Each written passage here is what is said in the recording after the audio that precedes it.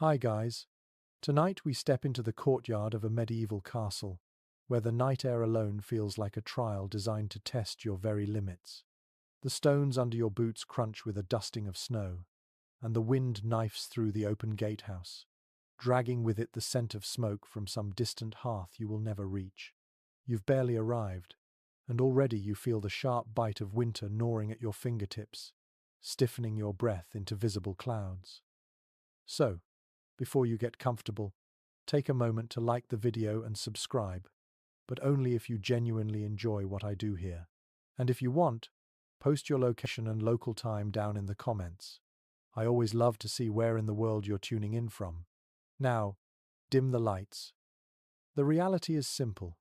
You probably won't survive this night. A castle courtyard in the depths of winter is no romantic postcard. It is an arena of endurance.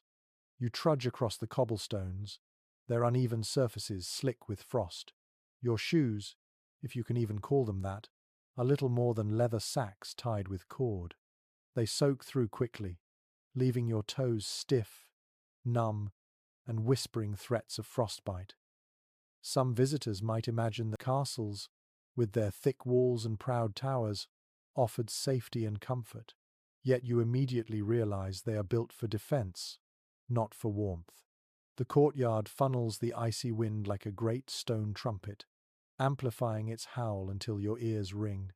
Historians still argue whether such architecture intentionally channeled air to deter fires or whether it was simply the unplanned cruelty of necessity. Whatever the truth, tonight it feels like the walls themselves are conspiring to strip you of heat. A dog pads across the frozen ground, its breath steaming in the air, curling up like incense from a censer. You envy its thick fur, though the poor beast shivers as it noses at scraps frozen into the dirt. Somewhere above, a banner flaps violently in the gale, the fabric stiff like parchment, its colors dulled by frost. That sound, whip, whip, whip, is constant, relentless, like a drum reminding you of your fragile mortality. You glance around, hoping to find shelter, but there is none here. The wooden scaffolds near the wall are rimed with ice, ladders slick and treacherous. Even the well in the center of the courtyard is capped with a disk of frozen water, glittering faintly in torchlight. Your lips stick together as you swallow, and you realize how precious a sip of unfrozen water would be. The truth is, people here chewed snow and ice when necessary, though it robbed them of more warmth than it provided.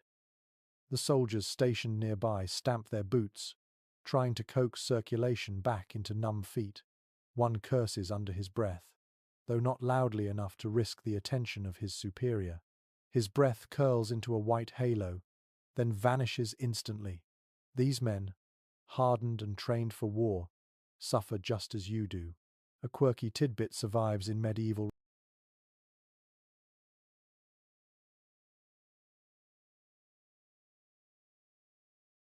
records. Some garrisons stuffed straw into their boots, not for padding but as insulation, though dampness often made it worse. A torch sizzles as snowflakes strike its flame, each hiss echoing in your ears. The shadows it throws stretch long and distorted across the wall, giants of smoke and stone looming over you. For a moment, you wonder if the darkness itself holds more threat than the cold, until the next gust of wind steals even that thought away. The night deepens, your skin prickles, your chest tightens as icy air scours your throat raw. You long for the great hall, imagined warmth, imagined feasting, imagined relief, but you are not there yet. Right now you are stranded in this courtyard, exposed and utterly unprepared, with nothing but stone walls to reflect the cold back at you.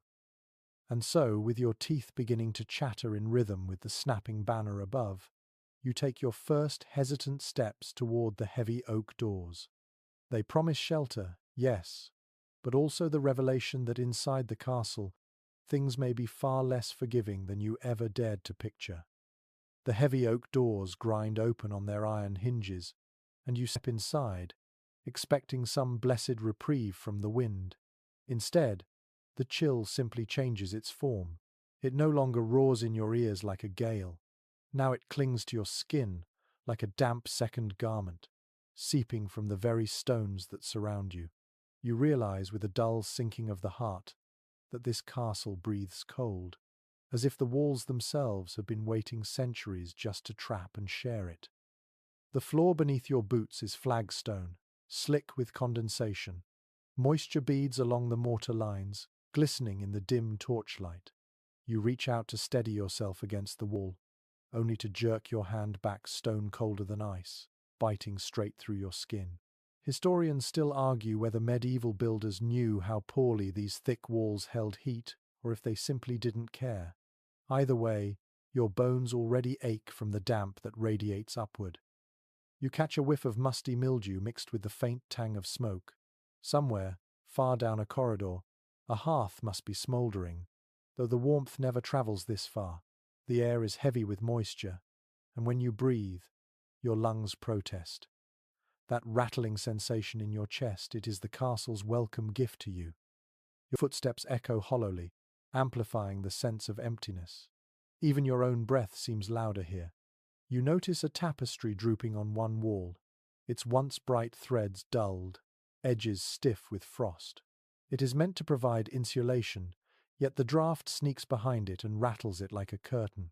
A quirky little fact: nobles often lined their chambers with multiple layers of fabric, not only for decoration but also as makeshift insulation. The trouble was, cloth absorbs damp, and soon you are left with a wall of clammy blankets whispering against stone. You walk deeper, and the corridor narrows. Above, the ceiling vaults in shadow, the ribs of Gothic arches catching faint glimmers of firelight. Every sound, every creak, every cough travels upward, vanishing into the cold silence. You become aware of how your fingers tingle, how your toes are growing numb. It feels as though the castle is leeching away not only your warmth but your very strength. A servant hurries past, clutching a bundle of kindling. Her cheeks are flushed from exertion, but her breath hangs in the air just as yours does. She keeps her eyes lowered. No words are exchanged. The impression is clear. She, too, is fighting the endless winter that resides within these walls. You realize that warmth here is rationed, hoarded, and never guaranteed. And then you pause by a narrow arrow slit. Outside, you glimpse the night again. Snow swirls in the torchlight, piling against the ledges. The opening is small, designed for defense, but it functions as a perfect conduit for drafts. The cold slithers through like a serpent, winding down the wall, brushing against your neck. You tug your cloak tighter, but the wind laughs at cloth. Historians still debate whether castles could have been built with better insulation or whether defense always trumped comfort. Some suggest straw-filled mats were hung over openings. Others insist drafts were simply tolerated, accepted as part of life. Standing here, you find little comfort in either explanation.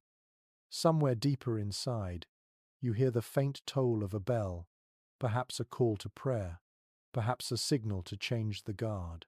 The sound is distant, muffled by thick walls, yet the vibration seems to travel through the very floor beneath your boots. You realize you are standing inside a living machine, a structure that devours warmth and replaces it with discipline, duty, and chill. You rub your hands together, blowing into your palms, but the moisture freezes faster than it warms. Your knuckles ache, your ears burn, then dull. You can almost imagine frost tracing patterns along your skin.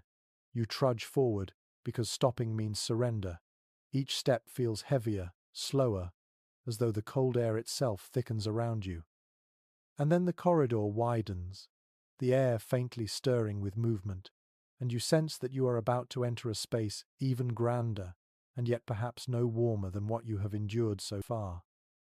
You pass under a carved archway and find yourself in the so-called Great Hall, a chamber that by name alone should feel majestic, warm, and reassuring. Instead, it greets you with a draught so insistent that the heavy banners along the walls flutter like sails caught in a storm. The long tables, laid out in rigid rows, stretch toward a distant hearth. Yet the fire sputtering within it is nothing more than a stubborn orange eye fighting against the ocean of cold. The air carries the mingled scents of damp wood smoke, boiled cabbage, and wet wool. It's the unmistakable perfume of medieval life in winter, dense, clinging, impossible to escape. A line of torches throws light onto the stone columns, but the illumination doesn't reach every corner. Darkness seems to pool in the high beams of the roof, and in that darkness, you almost hear the scuttle of bats or the drip of condensation falling to the floor. You move closer to the fire, hopeful, though the relief it offers is meager at best. The blaze consumes logs greedily, yet the hall is so vast that heat disperses almost as soon as it's born. It's well documented in medieval sources that such halls were never truly warm except within a narrow ring around the hearth. Even nobles in their fine clothes would shuffle their stools closer, hoping their embroidered sleeves might catch some of the warmth. At one of the tables, a servant places trenchers thick slabs of bread used as plates for an evening meal. The bread is coarse, heavy with grain, its edges beginning to stiffen in the chill air before anyone even takes a bite. Oddly enough, some accounts mention that trenchers were sometimes eaten after the meal, soaked with juices and grease, though many were tossed to dogs or beggars waiting by the door. Tonight, you imagine the bread crumbling like frozen clay in your hands. The hall resounds with sound, but not with cheer. A handful of voices murmur, yet every word echoes, as if the walls were mocking conversation. A dog barks once, startling a flock of pigeons that had found their way through gaps in the roof beams. Their wings clatter noisily before they vanish again into shadow. That's another reminder. Even the noblest chamber of the castle cannot keep out the cold, the damp, or the animals searching for scraps of life. You notice the clothing of those around you, even the lord seated at the high table, beneath a canopy of woven cloth, draws his fur-lined cloak tighter. His jeweled rings glitter in the torchlight, but his knuckles are reddened and swollen with cold. His courtiers tuck their hands into their sleeves, hiding the tremor of chilled fingers. It's not simply you, every soul in this chamber feels the relentless pressure of winter pressing down. At the far end of the hall, musicians attempt to play. Their lute strings twang unevenly, and a small harp sounds out of tune, likely because the cold has warped its frame. You smile weakly at the effort, knowing the melody is supposed to lift spirits, yet the sound drifts weakly upward and vanishes into the rafters, where drafts steal it away. Some scholars suggest that music in such conditions functioned less as entertainment and more as a kind of denial, a distraction from the cold reality that comfort was fleeting. A servant carrying a pitcher slips on the damp stones and nearly falls. The liquid inside sloshes, splattering onto the floor, where it freezes in patches before anyone bothers to mop it up. You step carefully around it, realizing that this great hall is as treacherous underfoot as an outdoor street in winter. You draw your cloak tighter, though it barely matters, the fabric is already stiff at the edges, as if the fibers themselves have resigned to ice. The hall's size was meant to impress, to intimidate visiting envoys and rivals. Chroniclers of the time noted that such grand spaces symbolized power more than comfort. Yet standing here, you feel small, diminished, and endlessly cold. You glance back toward the door you entered, but the thought of facing the wind again makes you hesitate. You are trapped, in a sense, not by chains, but by the knowledge that every direction leads only to new forms of misery. The fire pops suddenly, sending sparks skittering across the hearth. A boy rushes forward with tongs to catch a falling ember before it burns into the rush mats on the floor. You realize with a pang of irony that the fire, meant to protect against winter, could just as easily burn the hall down in a moment of carelessness. There's still disagreement about whether medieval castles had reliable methods for smoke control. Some argue chimneys were widespread by the later Middle Ages. Others insist that smoke simply collected in the rafters, escaping only through roof gaps. Looking up now, your eyes sting with irritation, confirming the latter theory. Your stomach growls. You've eaten little since arriving, but the food here is no real consolation. a bowl of pottage, an uninspiring stew of beans, peas, and whatever vegetables survived the frost is placed before you. The steam rises only briefly, curling like a ghost before disappearing. You take a tentative sip. It is lukewarm at best, already surrendering to the cold air. And then the hall doors creak open again. A gust of wind charges inside, scattering straw and snuffing two torches. Everyone groans audibly. For a moment, the cold feels worse than outside, because you had allowed yourself the foolish luxury of half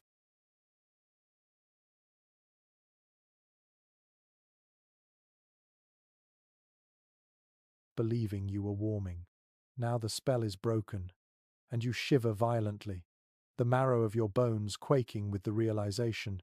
If the heart of the castle feels like this, what horrors of cold await in the lesser chambers? You sit back on the rough bench, your shoulders hunched, your breath misting before you. Around you, the company continues its business as though this misery were normal, expected, inevitable. That, perhaps, is the most frightening truth. You are the only one still shocked by the cold, still struggling to accept it. To them, this is life. To you, it is already a death sentence whispered through the stone. Your gaze lifts once more to the fire, its embers glowing faintly. You wonder if you should stay planted here all night, hoping to cling to a fragile warmth, or if venturing deeper into the castle might reveal something better. The choice is yours, though either way, you begin to understand. There is no such thing as comfort here. There is only endurance. The fire behind you fades as you step into another passage, narrower and gloomier than the hall. The air here is thick with a clammy chill, and you soon understand why. Fuel is scarce, and hearths in side chambers are often left cold to conserve wood. Your footsteps ring against the stones, and the sound is strangely hollow, as though the castle itself were empty, a cavern where warmth has never been welcome. You follow the scent of smoke toward what should be a chamber of comfort, perhaps a smaller dining space or a side room where lesser guests are fed. Yet when you arrive, you are met with disappointment. A hearth yawns against one wall, its grate bare, filled only with white ash and the faint glimmer of embers long since died. A chill draught snakes down the chimney and across the floor, making the room colder than the corridor outside.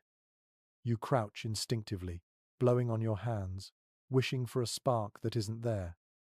What lies on the table is hardly better.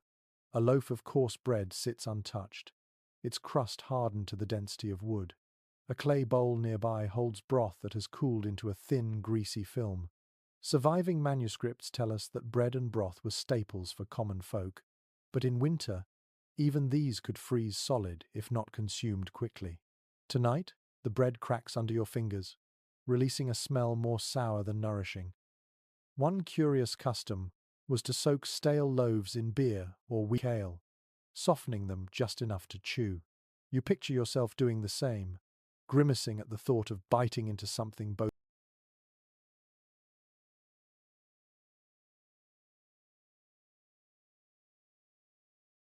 mushy and freezing at once. Yet hunger has no pride, and your stomach reminds you that even unappetizing food was survival. You sit briefly on a wooden stool. The cold has seeped into it so thoroughly that it feels like perching on ice. The grain of the wood presses through your cloak, numbing your thighs. You try to ignore it, listening instead to the faint shuffle of rats hidden somewhere in the corners. Their squeaks punctuate the silence, and you realize that you are not the only one seeking nourishment in this chamber. They dart across the rushes, scavenging crumbs, bold in their hunger. You glance upward and notice the roof beams stained with soot. Drips of melted frost fall occasionally, splashing onto the table below. The dark streaks are evidence of centuries of fires that could never quite conquer the damp. Chroniclers once remarked that the cleanliness of a hearth measured the prosperity of a hall, yet here, prosperity is absent. The room smells of stale smoke, mold, and cold ashes. A dog noses through the rushes near your feet, startling you. Its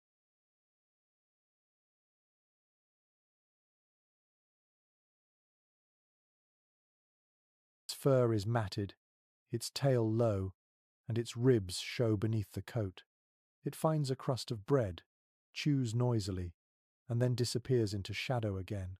That's when the door creaks open, letting in a servant with an armful of firewood. She mutters under her breath, annoyed at the empty grate. You watch as she kneels, arranging sticks,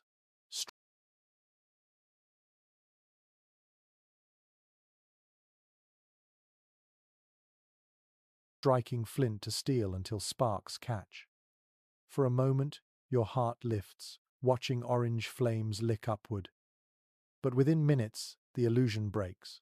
The fire burns unevenly, coughing smoke that drifts into the room, making your eyes sting.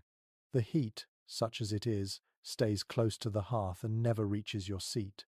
Experts remain divided on whether medieval chimneys truly improved warmth or simply redirected smoke. Standing here, with your lungs irritated and your fingers still numb, you lean toward the latter. You shift closer to the fire, only to feel the damp stones of the hearth radiating cold back at you. It's as though the wall itself swallows the flames. You rest your hand near the blaze, and even then warmth is fleeting. When you pull away, your skin cools instantly, as if mocking your attempt to feel human again. The servant, finished with her task, leaves without a word. The door shuts, and the faint crackle of the fire is all that remains. You sit, listening, half dazed from fatigue. Every flicker of flame promises comfort, but every draught steals it back. You begin to realize why so many medieval chroniclers wrote of winter as a time of despair. Even in a castle, even with walls and servants, the fight against cold was constant, and the victories were temporary. Another drip falls from the rafters. You glance up, startled, and notice frost along the beams. It glitters faintly in the firelight, a cruel decoration.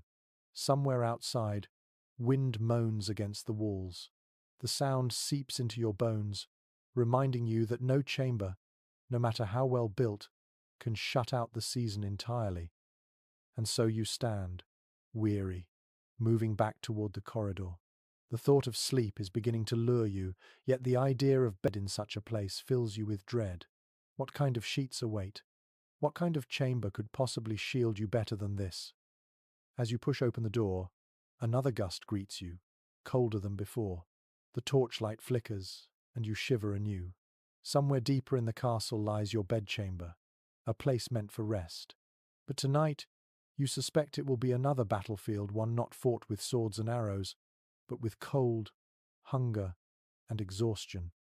You tread carefully along another corridor, your boots crunching faintly on rushes that were once fresh but now lie stiff and brittle beneath your soles.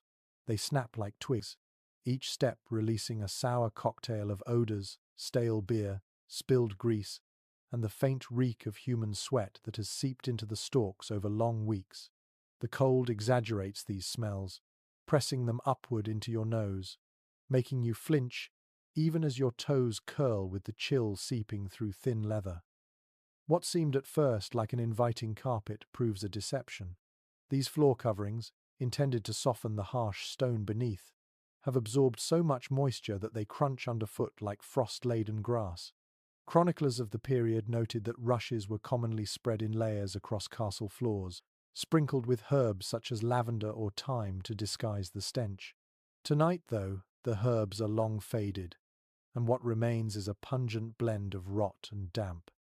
A peculiar practice, mentioned in some records, was to add dried mint or even wormwood to the mixture, not for fragrance alone, but because people believed such plants could ward off vermin. Yet as you walk, you see the quick dart of a mouse vanishing into the wall, its tiny claws scratching against stone. Whatever protection those herbs once promised, the rodents have not signed the contract. The chill here is merciless. Your breath hovers before you, white and ghostly, joining a fog already lingering near the ceiling where drafts circulate endlessly. You rub your hands together, but the friction barely makes a difference. The castle's stones seem determined to reclaim every shred of warmth your body produces. You imagine your own heat as a candle flame in a cavernous cave, flickering bravely, but destined to be swallowed. You pause to examine a corner where water drips slowly from the ceiling. A thin icicle has formed against the wall, a fragile dagger gleaming in the torchlight. The sound of each drip echoes like a metronome, a reminder of how moisture invades even the most fortified spaces. Archaeological evidence confirms that medieval interiors often suffered from chronic damp, a condition that could warp wood, weaken plaster, and make every winter an assault on health. The servants who scatter new rushes mutter as they work, their hands raw and red. You watch one spread stalks across the floor, shaking his head at the filth uncovered beneath the old layer, bits of bone, fish scales, and dark stains you'd rather not name. There's still disagreement among scholars as to how frequently these rushes were changed. Some suggest they were replaced seasonally, others claim only once or twice a year, unless a feast or visit demanded appearances. Tonight, you wouldn't bet your life on the higher estimate. You crouch to touch the rushes yourself. They feel icy, almost slimy with the damp, and you quickly recoil. Your fingertips sting from the cold, as though punished for your curiosity. Standing upright again, you notice how the torchlight casts jagged shadows across the uneven surface, making it appear more like a frozen marsh than a castle corridor. The soundscape here is its own trial. The crackle of rushes, the dripping water, the muffled scurry of vermin all combine into a chorus that keeps your senses on edge. Fatigue weighs on your eyelids, yet sleep seems impossible amid this sensory onslaught. You imagine trying to rest on such a floor, and a shudder travels your spine at the thought of waking with straw frozen to your cheek. In one corner, a wooden chest sits closed, its iron fittings slick with condensation. You run a finger along it and leave a trail of frost. Inside, you suspect, lies linen or garments, perhaps stiffened with ice. There are stories of garments frozen so rigid they stood upright on their own, a half-comical, half-tragic detail from households that fought endlessly against winter. You can picture it now, a servant trying to wriggle into a tunic that cracks at the folds. The corridor eventually opens into a chamber used for eating, though chamber might be too generous a term. Benches line the walls, and the tables bear the scars of knives, the burns of careless candles. You sit for a moment, your body sagging, and realize how little difference this space makes. The rushes are just as hard, the draughts just as cruel, the food just as meager. A jug of water sits near one end of the table. You lift it, expecting a drink, but the liquid inside is solid, sealed beneath a crust of ice. You tip it upside down, and nothing moves. The silence mocks you. To drink, you would have to chip away at the frozen surface, gnawing shards that would chill you further rather than quench your thirst. Reports from travelers confirm that even indoor vessels often froze in harsh winters, their contents transformed into brittle blocks overnight. You set the jug down with a sigh, the hollow thud resounding in the empty room. For a moment, you close your eyes, trying to imagine warmth, comfort, the softness of a modern bed. But the reality intrudes too strongly. Your body aches, your breath mists, your fingers throb with cold. As you rise again, the rushes crunch beneath your boots one last time. Their smell clings to you, acrid and heavy, as though the castle wishes to mark you with its scent. You move on, knowing that deeper chambers still await, and with them, challenges no less harsh than what you've just endured. The torch you carry flickers, its flame sputtering in the draught. You hold it higher, searching for any sign that the next turn of the corridor might reveal warmth. Yet all you see ahead is more stone, more shadow, more promise of suffering. The night is far from over, and already you are beginning to wonder whether a single day here might prove your undoing. You follow the corridor until it opens into a side chamber used for meals, though calling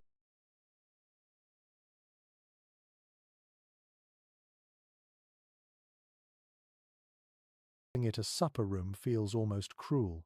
The air is stagnant, a mixture of smoke and sour beer, and the chill makes every sound brittle, like glass ready to shatter. On the trestle tables lie the remains of a meal, a dark loaf gone hard as stone, a dish of beans congealed into a solid lump, and a pitcher tipped on its side, its contents frozen mid-drip like a captured moment in ice. You sit, weary, and the bench beneath you is so cold it bites straight through your cloak. You pick up a chunk of bread, pressing your thumb into the crust, and it doesn't give way. Instead, it crumbles into dusty shards, scattering onto the rushes below.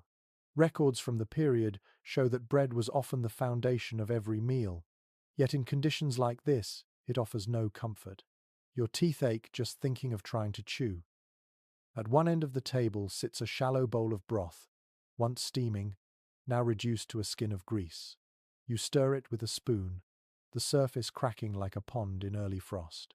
Oddly enough, some accounts mention that such bowls were left overnight to harden, then sliced into portions like jelly the next day. It might sound thrifty, but in your hands it feels like punishment, as if the castle itself mocks your hunger. Your fingers tremble as you raise the spoon, the metal colder than the liquid it carries. When you sip, the taste is flat, faintly bitter, and lukewarm at best. It does nothing to warm you, only dampens your tongue.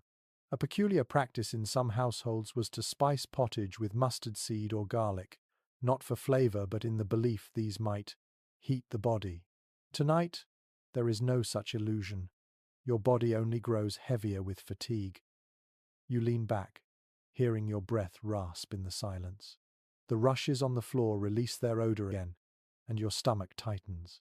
This room should be alive with chatter, with the crackle of a hearth, but instead, it feels abandoned, as though the very season has driven life away. A servant enters, her arms full of trenchers. She sets them down with a thump and mutters under her breath. The skin of her hands is cracked, raw from scrubbing pots in cold water. You notice the jug she carries next, a smaller vessel of ale.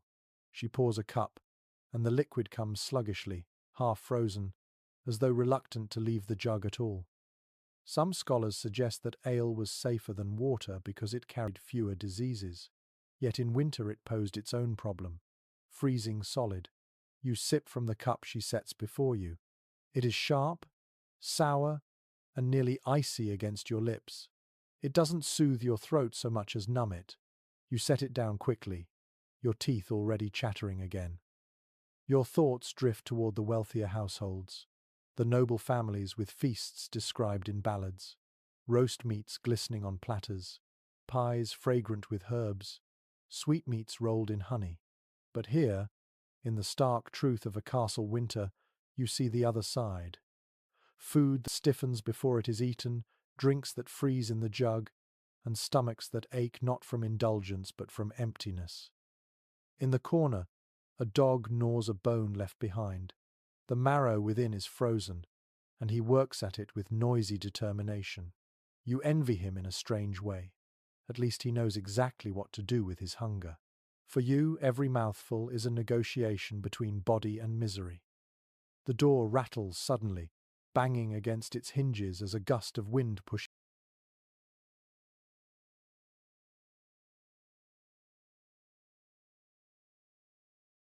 through. Candles flicker violently, shadows jerking across the walls like startled ghosts.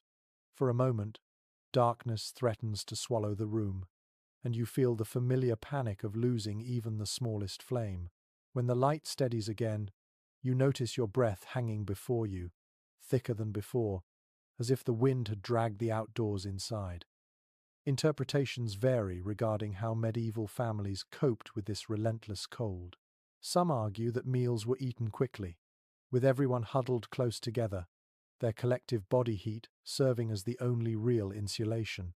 Others suggest that many simply endured, eating sparingly, their minds as numb as their fingers. Sitting here now, staring at the cracked crust of bread and the grey sheen of beans, you suspect both may be true. You try again to eat, tearing at the loaf with your hands. The crust rips unevenly, scraping your palms. The interior is dense, sour, and cold against your tongue. It takes effort to chew, each bite a labor that yields little satisfaction. Your jaw aches, and you force yourself to swallow. The bread sticks halfway, reluctant to slide down your throat. The servant who brought the food now gathers up plates, her expression weary. She glances at you briefly, then looks away, as if embarrassed to witness your struggle. You wonder if she too has eaten yet, or if her own supper is as meagre as what lies before you. Time drags here. You feel the chamber pressing in, the cold settling into your bones like silt in water. Your eyelids grow heavy, yet you know there is no rest to be found at this table. To linger would be to freeze slowly, inch by inch, until the morning light never comes. You rise, pushing the bench back with a squeak that echoes in the empty space. Your legs feel stiff, your hands clumsy. The jug of frozen ale glints in the torchlight, a small monument to the futility of this castle's hospitality. And so you turn once again toward the corridor, leaving behind the supper table with its crusts and congealed broth. The cold follows you like a shadow, and your stomach still aches. You realize, with a sinking dread, that hunger will be your companion as surely as frost. In this place, food does not nourish. It only reminds you of how far you are from warmth, comfort, or survival. You shuffle down a narrower stairwell, the torch in your hand throwing shaky light across damp stones. The air grows sharper, biting, and you realize with a dull sigh that thirst is creeping up on you. Hunger gnawed at you earlier, but now your throat feels like parchment rubbed too thin. You long for something as simple as a cup of water, cool, fresh, soothing. Yet in this castle, even water is an adversary. At the bottom of the stairs you find a storage room, the kind where jars and barrels line the walls. Their rounded bodies loom in the shadows like squat sentinels.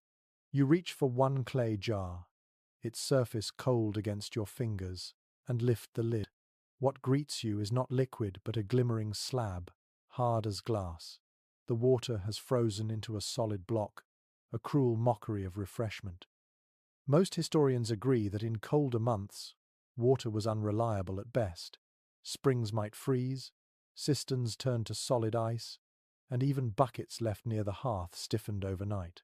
You imagine servants striking the ice with iron rods, breaking it into shards just to ladle out a fraction.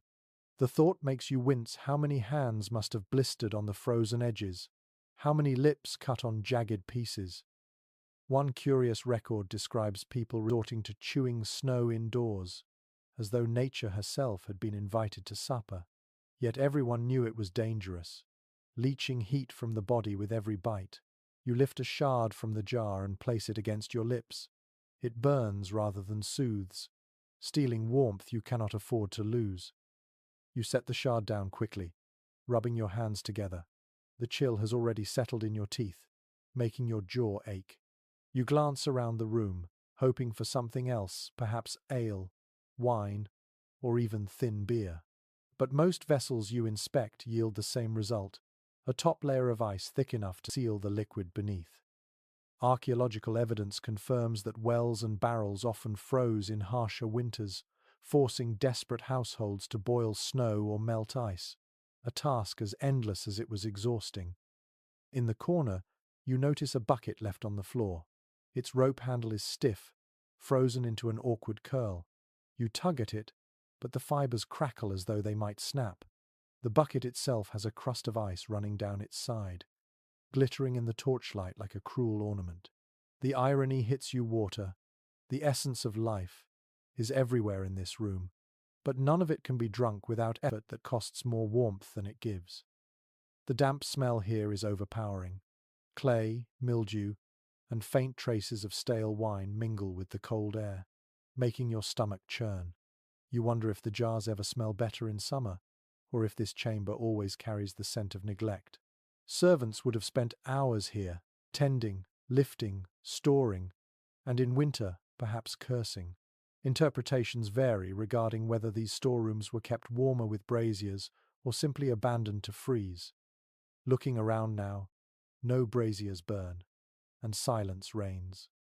You rub your throat, dry and aching. You think of modern comforts, clean taps, warm tea, steaming soup, and the comparison nearly makes you laugh. Here, in a castle meant to symbolize strength and wealth, you are defeated by a jar of ice.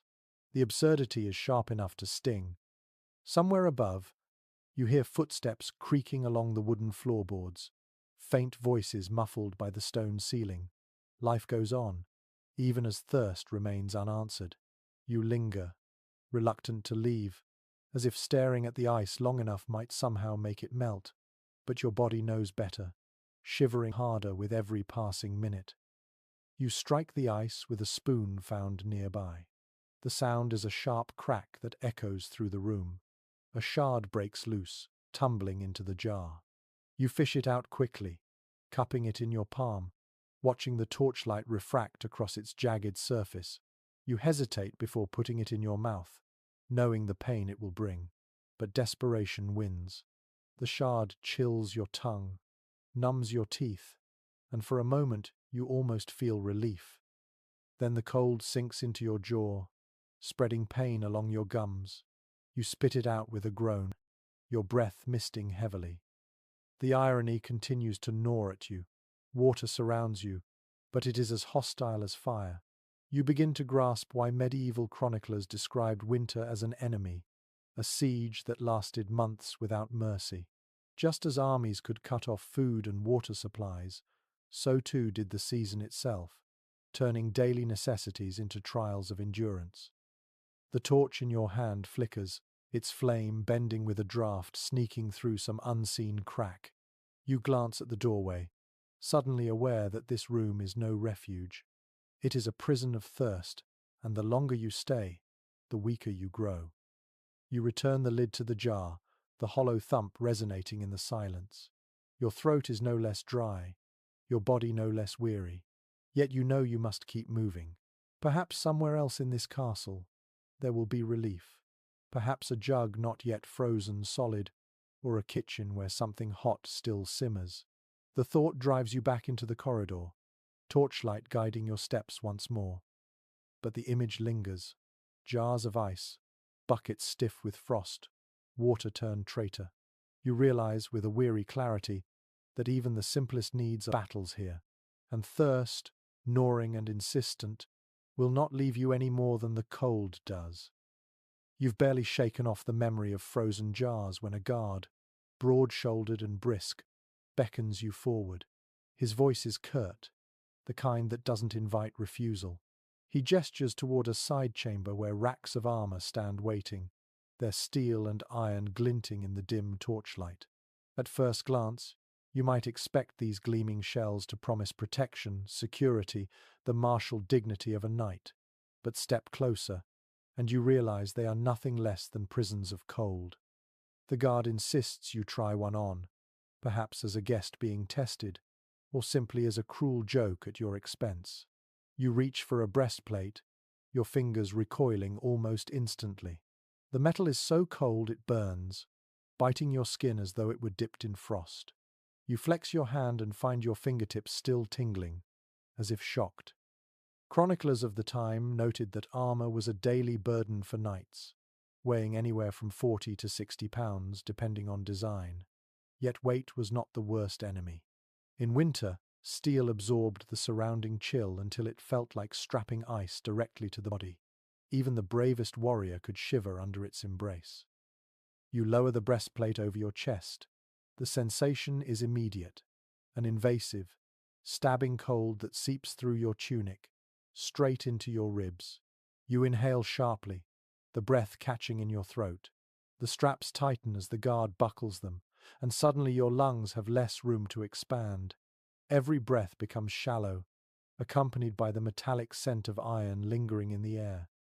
One curious account describes soldiers lining their armor with bits of wool or straw, makeshift padding intended to insulate the body. Yet dampness often crept in, soaking the lining until it clung cold and clammy. You can almost feel it now, the mixture of sweat and frost against your skin, a contradiction both suffocating and freezing. The guard hands you a helmet next. It's heavy, hollow, and when you lower it over your head, the world narrows into a tunnel of sound. Your own breath echoes inside, hot at first, then instantly cooled by the metal surrounding you.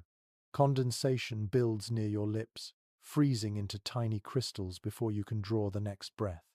You blink, disoriented, the edges of your vision blurred by darkness. Experts remain divided on whether knights in colder climates preferred to fight with lighter gear during winter. Some argue they shed pieces to avoid frostbite. Others claim duty demanded the full suit, regardless of discomfort. Standing here, locked inside the suffocating embrace of steel, you cannot imagine lasting an hour, let alone marching into battle. You try to move, lifting an arm. The joint creaks, the plates scraping against each other with a metallic groan. The sound reverberates through your ears, louder inside the helmet. Your fingers, trapped in stiff gauntlets, can barely flex. You attempt to close your fist, and the cold metal presses harder into your knuckles, as if mocking the notion of grip. Your breath grows heavier. You realize quickly that the armor doesn't just protect against arrows, it traps your own heat, then robs it, turning sweat into ice. The paradox is suffocating. Each step feels weighted, deliberate, as though the castle floor is pulling you downward. You recall the images of shining knights painted in manuscripts, proud on horseback, banners fluttering behind them. The reality is far less noble. Your shoulders ache, your chest burns with the chill, your teeth chatter inside the echoing helm. A strange little detail survives in some records. Knights complain not only of cold but of the way armor chafed their skin raw, leaving welts and sores that lingered long after the battles ended. You can almost feel it now, the strap digging into your collarbone, the buckle pinching your hip. The guard smirks, as if satisfied by your discomfort. He gestures for you to walk the length of the chamber. You obey, clanking noisily, each step sluggish. The echoes multiply, filling the space with a hollow symphony of metal on stone. Your shoulders slump forward, and you wonder how anyone could endure this for an entire day, let alone an entire campaign. And then it strikes you. If a sudden alarm were raised, if enemies approached under cover of snow, you would be expected to rush into the courtyard, climb icy stairs, and take your place on the battlements dressed like this. Your legs already tremble, your breath fogs inside the helmet, and your hands feel like lumps of ice. The very thought chills you more than the armor itself. Interpretations vary among scholars about whether armor provided any warmth during extended marches. Some argue that movement generated enough body heat to counteract the cold. Others claim the steel acted as a constant siphon, pulling warmth away. Judging by the way your shoulders ache and your fingers numb, you lean toward the latter. You pause halfway across the chamber, chest heaving. The helmet feels smaller now, the air inside stale. You want nothing more than to rip it off, to breathe freely, to shake loose the weight crushing your ribs. But the guard insists you finish the walk, and so you stumble forward, each step a test of will. At last, he unbuckles the straps and lifts the breastplate away. The relief is immediate, though your tunic beneath is damp with condensation. You shiver harder now, stripped of the little warmth your body generated. The helmet comes off next, and you gulp the cold air greedily, as though it was summer wind. You collapse onto a bench, head spinning. The armor sits beside you, lifeless, a husk of metal waiting for its next victim. It looks impressive, undeniably so, but you now understand that it is less a tool of glory and more a burden that magnifies the misery of winter. The guard laughs quietly, shaking his head. To him, this is routine. To you, it is a revelation. In this castle, even the clothing meant to shield life is a weapon wielded by the season itself. And as you peel damp fabric from your skin, you realize just how little protection stands between you and the unrelenting cold. The guard leaves you to catch your breath, and when you finally peel yourself from the bench, another test of endurance awaits. This time it comes not in the form of iron or steel, but in fabric coarse, scratchy wool, piled high in a chest at the side of the chamber. At first glance, the garments seem thick, woven to shield the body from winter. But when you lift one tunic into your hands, you discover that warmth here is never simple. The wool is heavy, its threads rough as straw. You pull the tunic over your head, and at once your skin bristles. The fibers drag across your arms, scraping like sandpaper. Your neck prickles with irritation, your shoulders itch before the fabric even settles. You squirm instinctively, clawing at the collar, but the weight only drags lower, clinging damp against your chest. Surviving manuscripts tell us that wool was the most common defense against cold, prized because it could trap air within its fibers. Yet the reality, as you feel it now, is far from cozy. The garment smells faintly of lanolin and smoke, carrying the farmyard and the hearth with it. And when moisture invades, as it so often does in these drafty walls, the wool grows clammy, soaking up damp like a sponge until it weighs twice as much. One curious custom was to line such garments with linen to reduce the itching, but linen froze quickly when damp, stiffening like paper. Tonight, you wear only wool against your skin, and the sensation is maddening. Your arms redden with scratches each time you shift. It's as though the very clothing meant to comfort you has declared war. You tug a cloak around your shoulders, hoping for improvement. Instead, the weight doubles, the scratchiness multiplies. The edges drag against your hands, rougher than bark. You cough as fibers tickle your throat, tiny threads floating in the air. It is a cruel irony. You long for warmth, yet every layer you add feels like punishment. Most historians agree that medieval people layered heavily in winter, sometimes wearing 3 or 4 tunics at once. Imagine the bulk, the itch, the suffocating heaviness pressing down on every joint. You move your arms experimentally, and even with a single cloak your range of motion shrinks. The fabric clings at your elbows, bunches behind your knees. A short walk feels like trudging through water, every movement resisted by the very garment meant to help. Struggling, you sit again, pressing your back against the cold wall. The damp stone leaches heat even faster now that your sweat has soaked the wool. You close your eyes, willing yourself to ignore the itch, but it grows worse. You scratch your arm, and the relief is fleeting. Red welts rise where your fingernails drag across skin. You wonder how anyone could endure this daily, without complaint. Perhaps they simply grew used to it. Their skin toughened, their nerves dulled. Perhaps discomfort became so normal it ceased to matter. Travelers occasionally remarked on the odor of medieval garments, noting how wool held on to smells long after washing. Here, the truth of that remark fills your nostrils. The cloak reeks faintly of damp sheep, overlaid with kitchen smoke and human sweat. No matter how tightly you pull it around yourself, you cannot escape the stench. It clings like another layer, as suffocating as the cloth itself. You rub your face with your sleeve and feel the coarse fibers scrape your cheek. The itch spreads upward, and you sigh heavily. You imagine modern comforts, a soft cotton hoodie, a fleece blanket, clean laundry pulled warm from a dryer. Compared to this, those luxuries feel like paradise.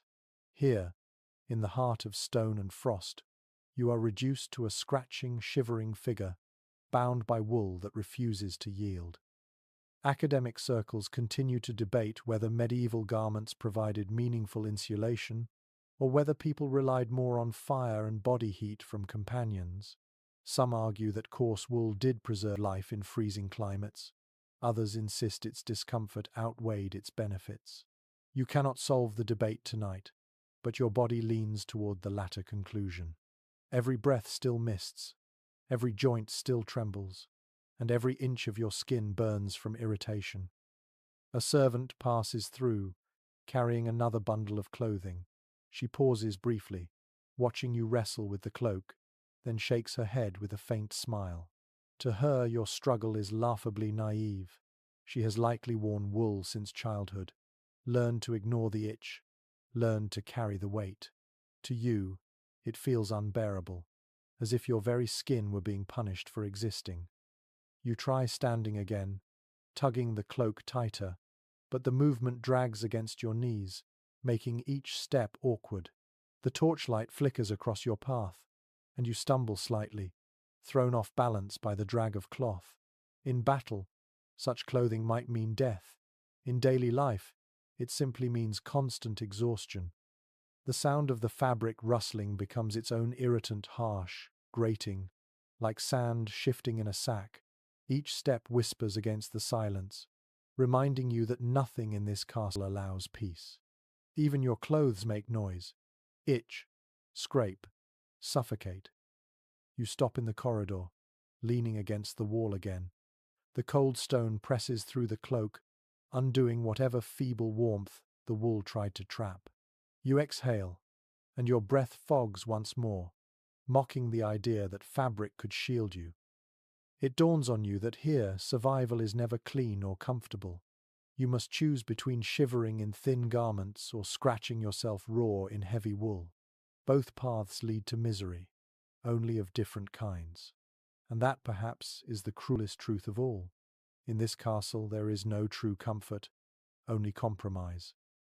You pull the cloak tighter one last time, steeling yourself to continue. The corridor stretches forward, dark and uninviting, but you know rest cannot be found here. Somewhere ahead lies a chapel, a place where prayers rise like smoke, but smoke, as you've already learned, does not bring warmth. And so you walk on, itchy, heavy, weary, your breath the only proof that warmth still clings to you at all. The corridor narrows and then swells outward again, leading you into a space meant to soothe the soul, though not the body. The chapel looms before you, its doorway a pointed arch carved with faintly eroded saints who seem to shiver right along with you. You step inside, expecting perhaps foolishly that a sacred place might be warmer. Instead, the cold greets you like an old acquaintance, sliding across the flagstones and curling upward into your cloak. The air is still, heavy with the mingled scents of wax and damp plaster. Your breath joins the faint haze already clinging in the shadows, a ghostly fog that hovers just below the vaulting ceiling. The sound of your boots echoes with a hollow finality, as though each step is a drumbeat announcing that warmth will not be found here. A handful of candles flicker on the altar, their flames valiantly upright, yet pitifully small. They throw golden halos onto the stone walls, but the glow barely stretches beyond a few feet. You move closer, seeking refuge in their light, but their warmth is almost non-existent. It's well recorded in medieval accounts that chapels were among the coldest rooms in a castle, designed with lofty ceilings and thin windows to reach heaven with light rather than protect earthbound bodies from drafts. Oddly enough, some chronicles describe monks rubbing their hands together so vigorously during winter prayers that the sound echoed like the rasp of sandpaper. Tonight, you can almost imagine it. Your own fingers twitch in sympathy, aching for circulation. You press your palms together as though in devotion, partly for piety, mostly for friction.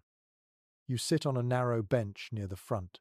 The wood is unyielding, its grain polished not by comfort, but by centuries of restless bodies shifting in the cold. You settle reluctantly, pulling your cloak close, but the itch of the wool is now amplified by the icy air. The fibers scrape against reddened skin, making prayer a trial in itself. At the altar, a priest drones softly, his breath misting as he speaks. Each syllable hangs visible in the air before it drifts upward like incense. His voice is steady, but you wonder if even he feels the bite of winter gnawing his bones. The liturgy is meant to be timeless, comforting, eternal, but tonight it feels like another endurance test, one you did not volunteer for. Travelers' notes often mention the peculiar paradox of medieval worship. The soul lifted toward heaven, even as the body froze on earth. Here the paradox is palpable. The chapel aspires to the divine, yet your feet, numb within damp boots, remind you how thoroughly human you remain. You notice the colored glass of the windows, reds and blues catching faint candlelight. By day they might blaze with stories of saints, but now they only leak draughts through imperfect seams. You can hear the faint whistle of air pushing through, a soft, mocking tune. Interpretations vary regarding how well medieval glazing kept out the elements. Some scholars argue it improved warmth marginally, others insist it was decorative alone. Judging by the sting on your cheek, you'd place your coin on the latter. You close your eyes, trying to follow the cadence of prayer, yet distraction creeps in. Your shoulders ache from the weight of wool. Your knees protest against the frozen bench. You cough quietly, the sound startling in the otherwise hushed chamber. For a moment, the priest glances your way, his eyes calm but unreadable. He has seen this before. You realize outsiders struggling, bodies rebelling against the holy chill. Behind you, a family kneels, their children bundled in cloaks that reach the floor. One boy shivers visibly, his lips pale, his head lolling against his mother's shoulder. She adjusts her shawl, wrapping it tighter, but it does little good. The image stays with you, a quiet reminder that no one is immune, not even the innocent. A strange little practice survives in records. Some congregants carried heated stones wrapped in cloth to church, clutching them in their laps during long services. The idea seems clever until you imagine the stone cooling halfway through Mass, leaving nothing but a lump of disappointment. You glance around but see no such stones here, only hands clenched white with cold. The priest raises his hands, intoning a final blessing. The sound rolls through the vaulted ceiling, amplified by stone, and fades slowly into silence. You half expect applause not out of joy, but sheer relief. Instead, the congregation stands stiffly, joints cracking, feet shuffling. The service is over, but the cold remains, stubborn as ever. As you rise, your knees creak in protest, a sound that makes you feel much older than you are. You shuffle toward the doorway, grateful to be leaving yet dreading the corridors beyond. The chapel has given you no warmth, no respite. It has only layered your discomfort with solemnity, as though to remind you that suffering is not incidental but integral here. Outside the chapel, the air feels no different, perhaps even harsher, after the stillness within. You pause, rubbing your arms, and glance back once. The candles flicker faintly in the distance, their glow barely reaching the threshold. They seem more like warnings than comforts, beacons of how little light stands against so much dark. And so you move on, breath misting, skin itching, body weary. You realize with a heavy clarity that even faith, however strong, cannot burn away frost. The castle has no sanctuary, not in halls, not in chambers, not even in the house of God. You step back into the open air, and the courtyard's wind slaps your face like a wet cloth left too long in the freezer. For a moment, you think the cold might actually be refreshing after the suffocating stillness of the chapel. But then the odor hits you, sour and unmistakable, carried upward by currents of air swirling around the walls. You follow your nose toward the moat, drawn less by curiosity and more by the grim inevitability that in this castle, even the landscape is another torment. The moat lies beneath the outer curtain wall, a wide trench encircling stone like a hungry mouth. In summer, it might bubble with foul water, a stew of weeds and waste.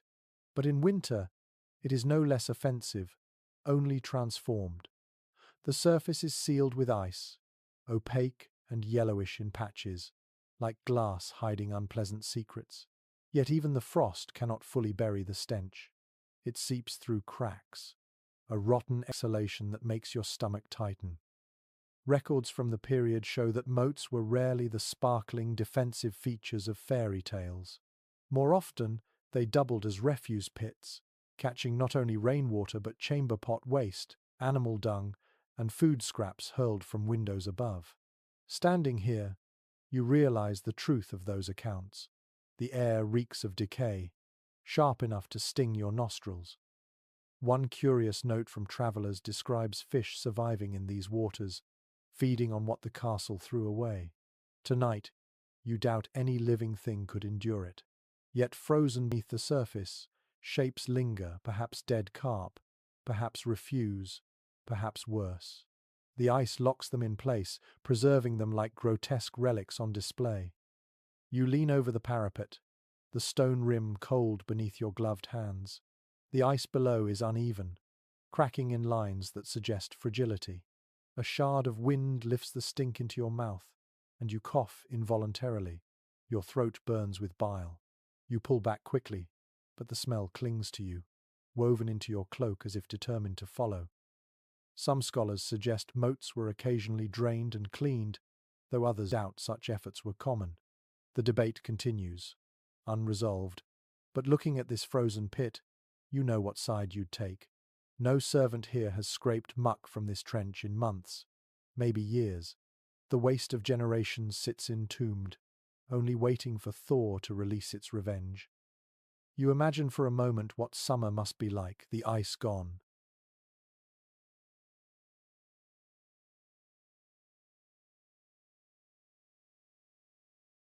The stench magnified tenfold. Perhaps winter is the kinder season after all, when the frost at least muffles the rot.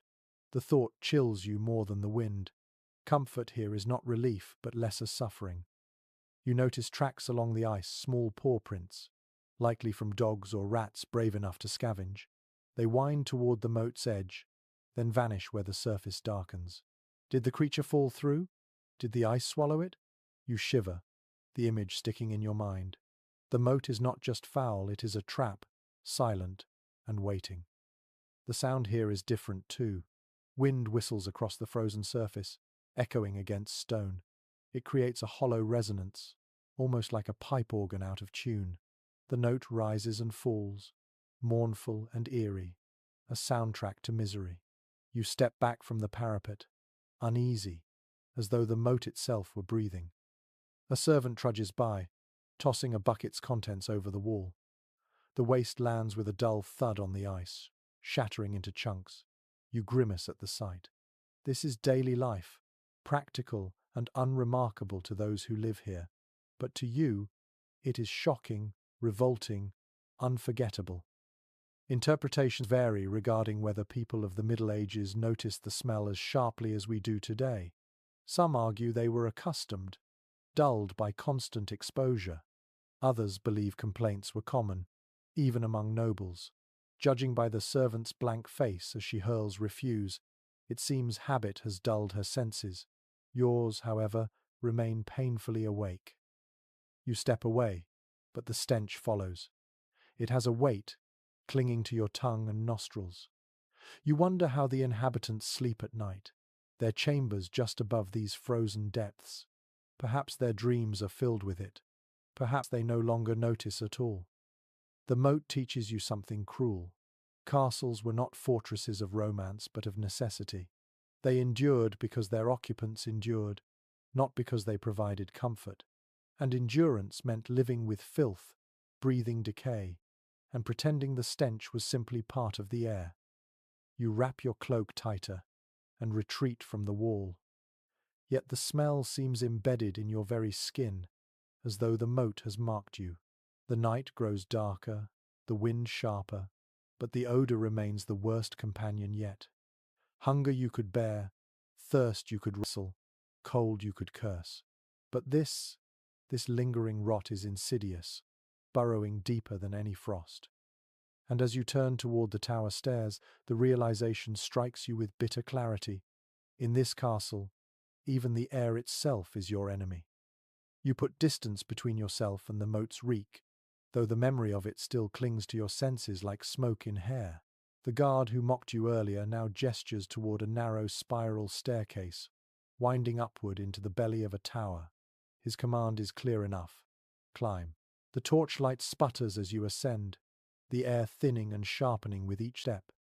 By the time you reach the wooden trapdoor at the top, your legs ache and your chest heaves, but you're met not with rest, only the punishment of the elements. The door creaks open, and the world outside strikes like a blow. The tower platform greets you with a gust so sharp it feels alive, slicing through wool and cloak as though they were paper. You stagger, nearly losing your footing, as the wind roars with nothing to stop it.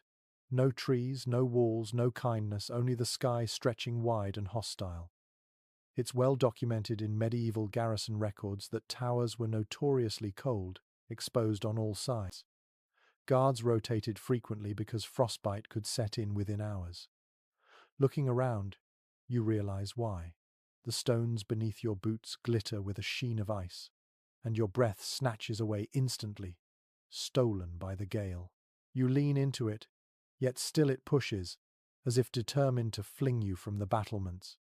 One curious account from a French castle mentions guards stuffing rags into their ears to block the howling wind, not for warmth but simply for sanity.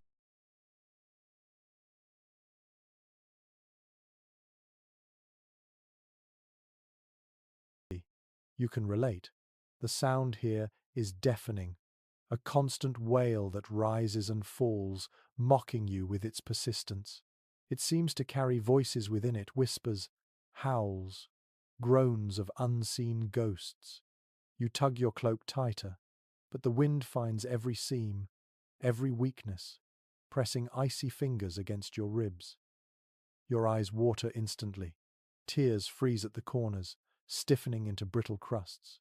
You blink, but the lashes stick for a heartbeat before releasing. The view might be breathtaking in daylight rolling hills, distant forests, maybe a ribbon of river.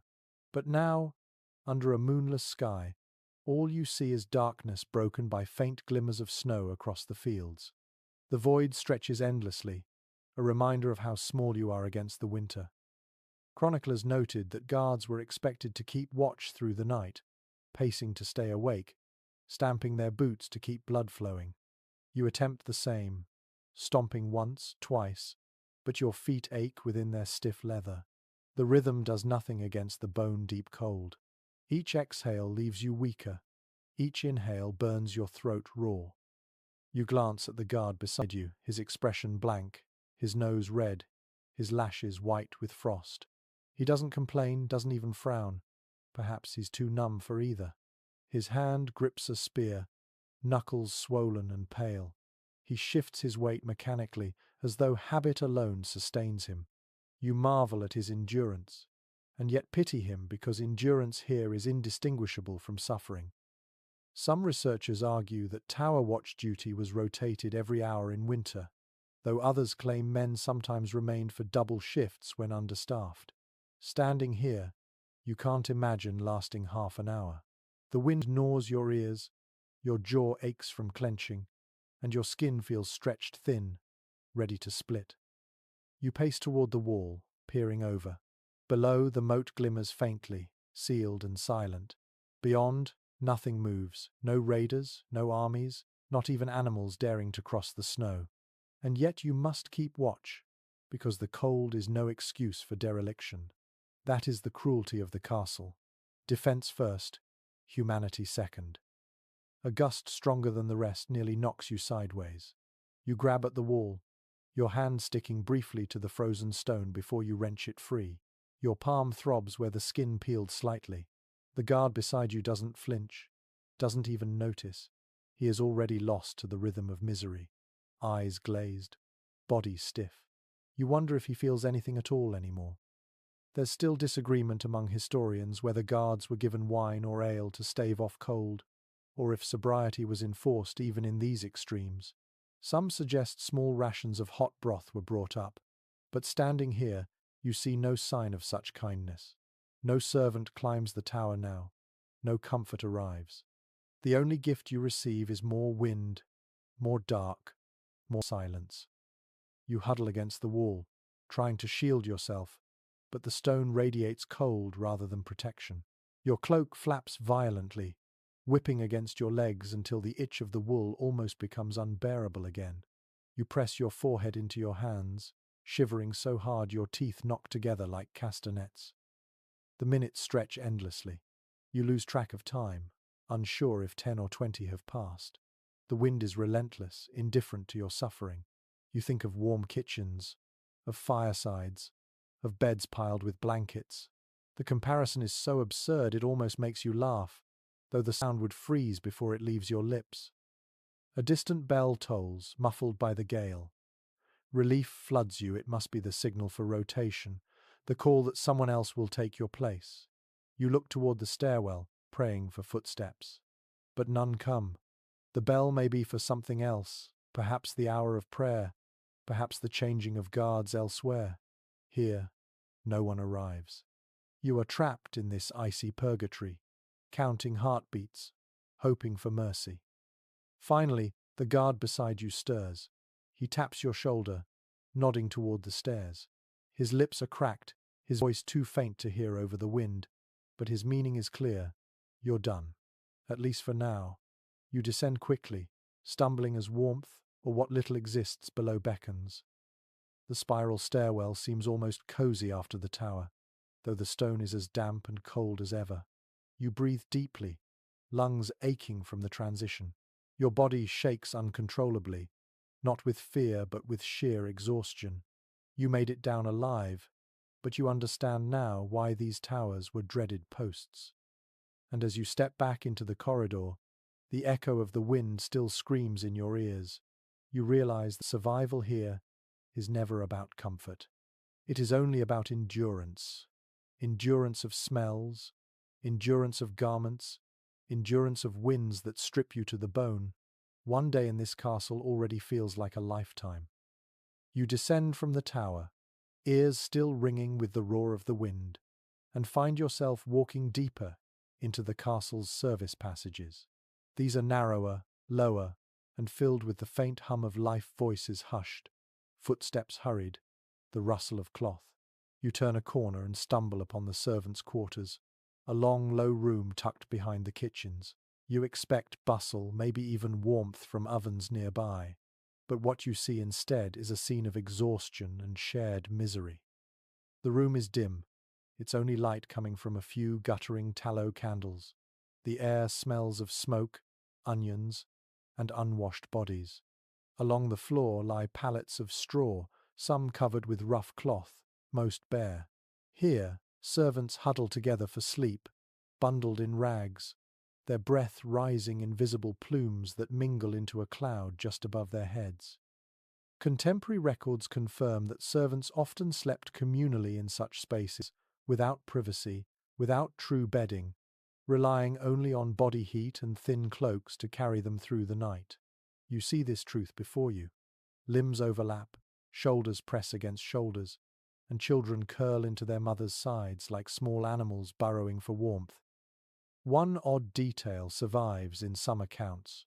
Rushes on the floor were sometimes changed in servants' rooms less often than in noble chambers, leaving layers of straw, food crumbs, and vermin droppings beneath. You catch the proof when you hear the skitter of tiny claws in the darkness, followed by a muffled squeal as someone kicks at the straw. A rat dashes across your path, bold and hungry. The servant's clothing is pitifully thin. You see one woman wrapped in a cloak so patched it looks like a quilt of scraps. A boy has only a tunic, his knees poking out blue from the cold. They lie close to the hearth wall, but the stones are cold. No fire burns here. The heat is reserved for the kitchen itself, and even there it is fleeting. You kneel briefly beside one pallet. The straw is damp, heavy with the smell of mildew. You imagine trying to sleep here, your body pressed against strangers, your ears filled with coughs and whispers, your nose stung by the stench of smoke and sour wool. Comfort would be impossible. Rest would be shallow at best. Most historians agree that servants bore the brunt of castle hardships. Nobles at least had bedchambers, blankets, and fires, even if they weren't always effective. For the lower ranks, there was no such luxury. To them, survival meant sharing warmth and enduring filth together. Watching now, you realize how easily disease could spread in such close quarters. A single cough echoes across the room, and heads stir uneasily. There's still disagreement about whether servants were ever given furs or decent blankets during the coldest nights. Some argue yes, when households were wealthy or merciful. Others insist servants were left to make do with whatever scraps they had. Judging by the thinness of the coverings here, the latter feels closer to the truth. The sounds of the room are as telling as it smells. The steady chorus of teeth chattering, the occasional whimper of a child, the wheeze of someone ill. It is a lullaby of suffering. You sit silently, listening, your own breath joining theirs. The weight of it presses down, heavier than any armor. You shift your cloak around your shoulders, itching as the wool bites again, and feel a pang of guilt. Even with its discomfort, your cloak is more than many here possess. A girl near the corner has nothing but a sack pulled over her body, holes cut for arms. She shivers violently, her lips parted, her eyes half open, even in supposed sleep. Oddly enough, some chronicles note that servants sometimes slipped into the kitchens at night to sleep closer to the embers. Risking the wrath of their masters, they sought out ovens for even a trace of warmth. Looking at the girl in her sackcloth, you can understand why. A beating or scolding might be preferable to freezing in this hovel. You realize, too, that these servants cannot leave. They belong to the castle as much as the stones do. If winter rages outside, they are trapped within. If famine comes, their rations shrink first. If disease spreads, their palates become breeding grounds. Their shivering tonight is not incidental, it is the baseline of their lives. The candles burn lower, the wicks spitting faintly. Shadows grow long, deepening the sense of despair. You notice that even in sleep, the servants clutch each other tightly. A boy clings to his sister's arm. Two women press back to back, their breath fogging the air between them. The instinct is primal, animal, and entirely human. Interpretations vary regarding how much compassion nobles showed their staff during such winters. Some letters suggest concern, offering small gifts of food or cloth. Others remain silent, implying indifference. In this chamber, you sense little of generosity. The servants endure alone, their suffering unseen by the lords above. You rise slowly, careful not to disturb the fragile nests of straw. The stench follows you as you step into the corridor again, smoke, sweat, mildew, and despair. It clings worse than the wool, sinking into your memory. As you walk away, you hear one last cough, ragged and deep. The sound follows you down the passage like a shadow. It reminds you that in this castle, suffering is never contained to one room. It seeps outward, like cold air through every crack, until the whole fortress breathes it. And you begin to wonder, if the servants shiver like this, what chance do you have? You, unaccustomed, fragile, untrained for such endurance? The question weighs on you with every step. From the servants' den you move upward again, following the faint echo of laughter, clinking cups, and the low hum of music. It feels strange to hear merriment after such bleak silence, but the sound pulls you toward a vast chamber, the banquet hall, prepared for the lord and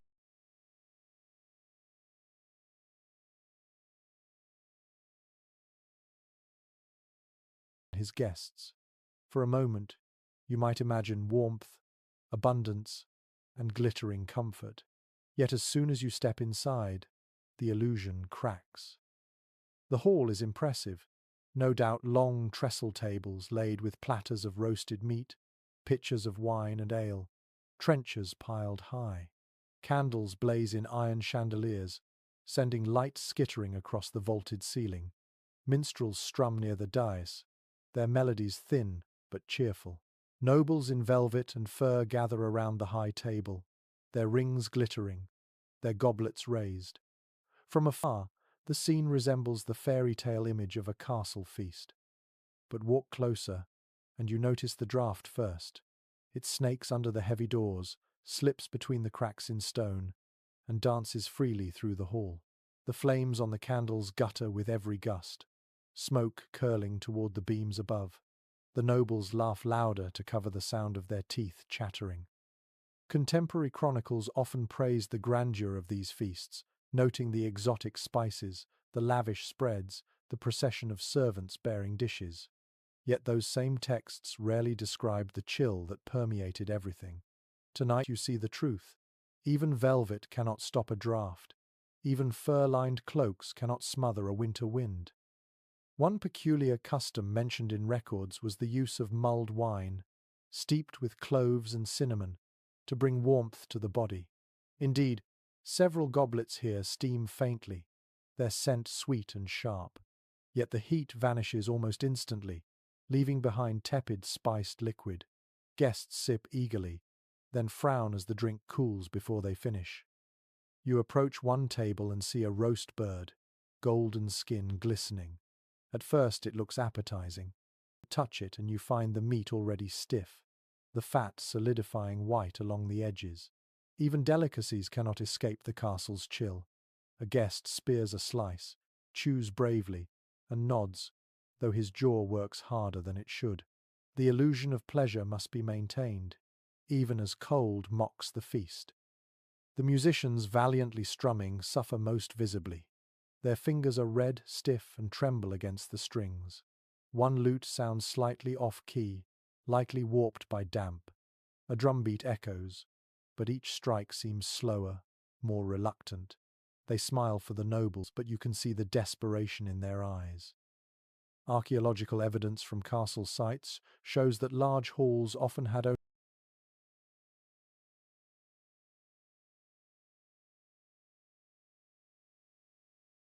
only a single great hearth, no matter their size. Tonight proves it true. The fire at the far end blazes, but only those within a few paces enjoy its gift. Beyond that circle, cold reigns. You see lords tugging cloaks tighter, ladies rubbing hands beneath the table, courtiers shifting constantly to keep blood moving.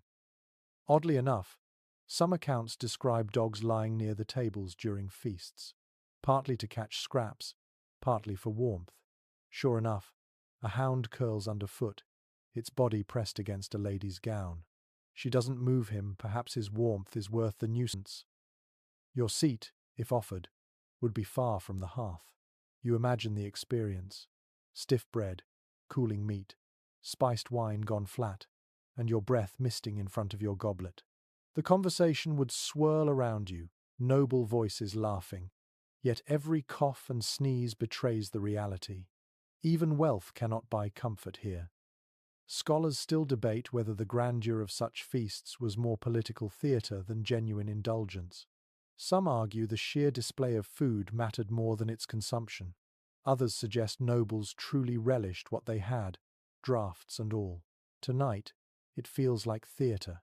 The food looks magnificent, but tastes dull. The clothes shimmer, but scratch. The laughter rings, but trembles. You study the Lord himself, seated at the head beneath a canopy. His fur cloak gleams with sable. His cup of silver shines in the candlelight. Yet his cheeks are flushed raw, his nose reddened by cold. He forces cheer into every word, raising his voice to proclaim hospitality. But you notice the way his hands linger near the fire, fingers spread wide. Even he cannot mask the truth. The servants, darting back and forth, stumble slightly on damp rushes, balancing platters heavy with meat. They know the feast is for show, not for them. Their lips are pale, their movements weary. A dropped trencher earns a sharp glare, though the clatter is soon muffled beneath music and chatter. The performance must not falter. Interpretations vary regarding whether nobles truly believed their halls conveyed warmth and strength, or if they merely pretended, convinced their guests to pretend too.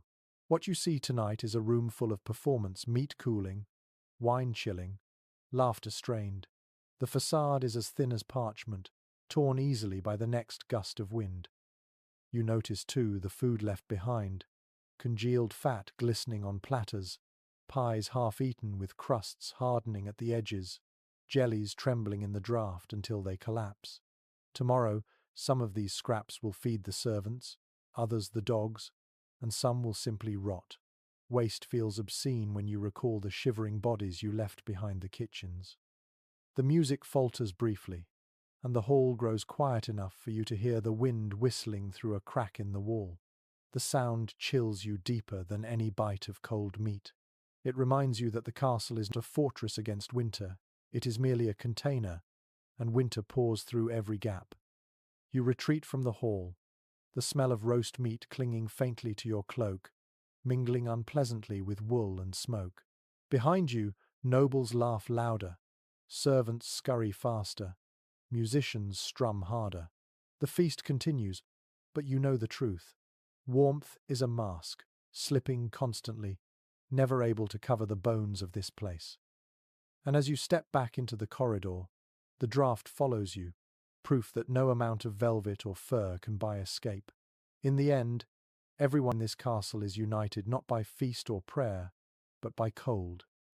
You leave behind the forced cheer of the feast, the mingled smells of meat and smoke clinging to your cloak, and make your way toward a chamber promised as your place of rest. Your body aches for it, legs heavy, eyes raw from smoke, throat dry from cold air. The very thought of lying down seems like salvation. But once again, the castle is eager to disappoint. The servant guiding you pushes open a heavy oak door.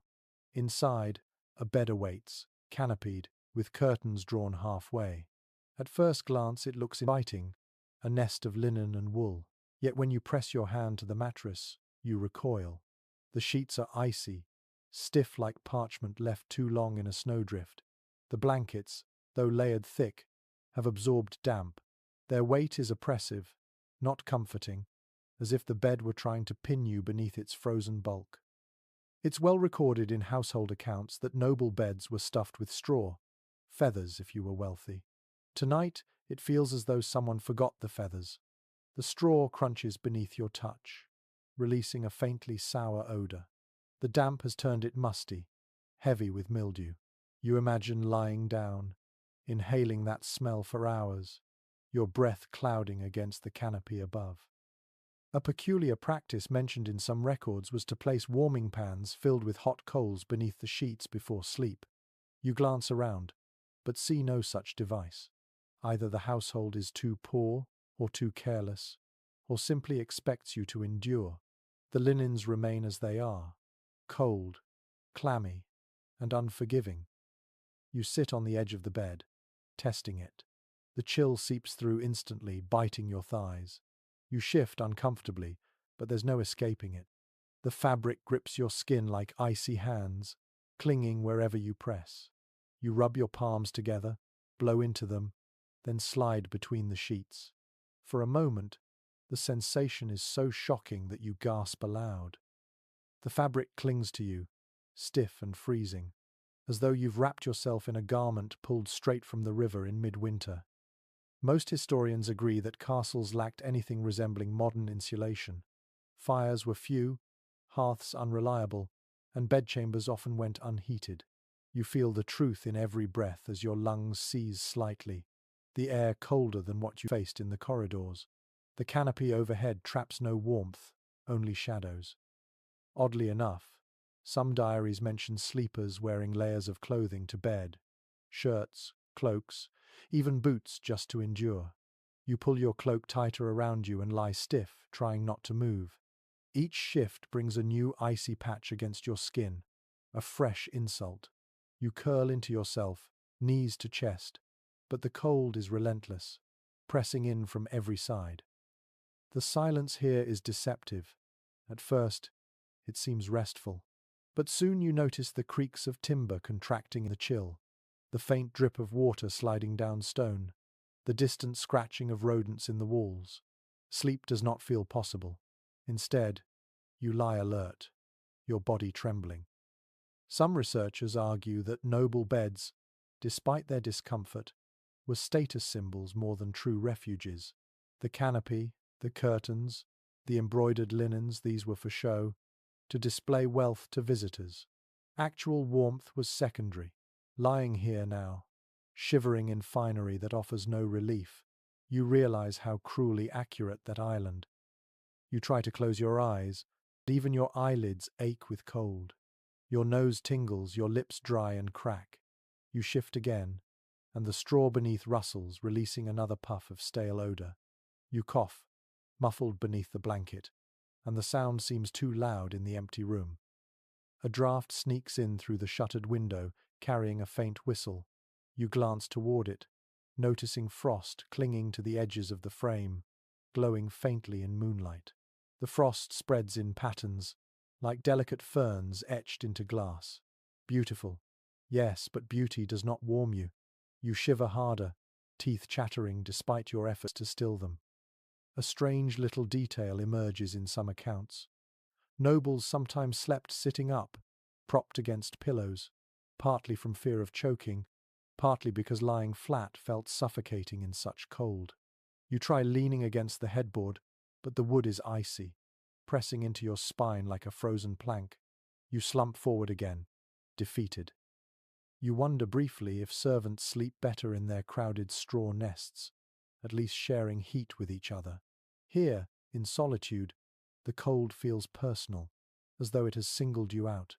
Loneliness deepens the chill, amplifying every tremor of your body.